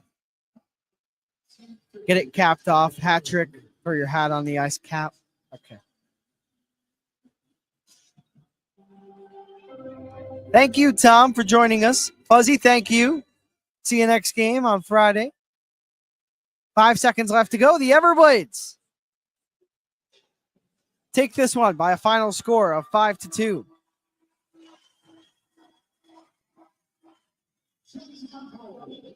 Atlanta receives goals from Alex Young and Brendan Dadema in that order to begin the game, but 5 unanswered from the Everblades, including an empty net goal at 19:50. Logan Landon from Josh Hosang. The shots on goal in the third, 19-6. Florida, 47-22 Everblades for the game. The power plays, Florida was 1 for 4. Their one power play goal came from Logan Landon at 7:10 of the third period. Atlanta went 0 for 3. Drew DeRitter in the loss. He loses his 18th game of the season. He made his 36th appearance of the year. He now falls once again to 10-18-6-1. While Cam Johnson in the win, well, he made his 46th appearance of the year and wins his 36th game. He is now 36-6-4. He now has added to his 1.94 goals against average and his save percentage of .920. He only allows 2 goals tonight, the first 2 goals of the game. But after 8:50 into the second period, he was absolutely perfect. As once again, the Everblades win. With the victory, the Everblades improve to a record of 47-15-7-1. They now have 102 points, and they still have a chance to overtake the South Carolina Stingrays for the top spot in the South Division, while the Gladiators in the loss fall to 28-32-7-2. They now remain at 65 points. They fall to 11-19-3-0 away from Gas South Arena this season. Well, that concludes tonight's coverage of Atlanta Gladiators hockey and the Premier AA Hockey League, the ECHL. Until next time, which is Friday night, the puck drops shortly after 7:30. The coverage begins right here on Flow Hockey and YouTube at 7:15. Until then, stay safe, stay well, and as always, go Gladiators.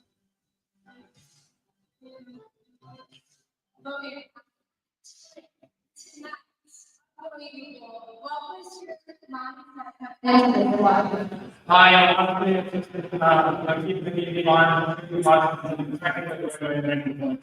We talked a little bit about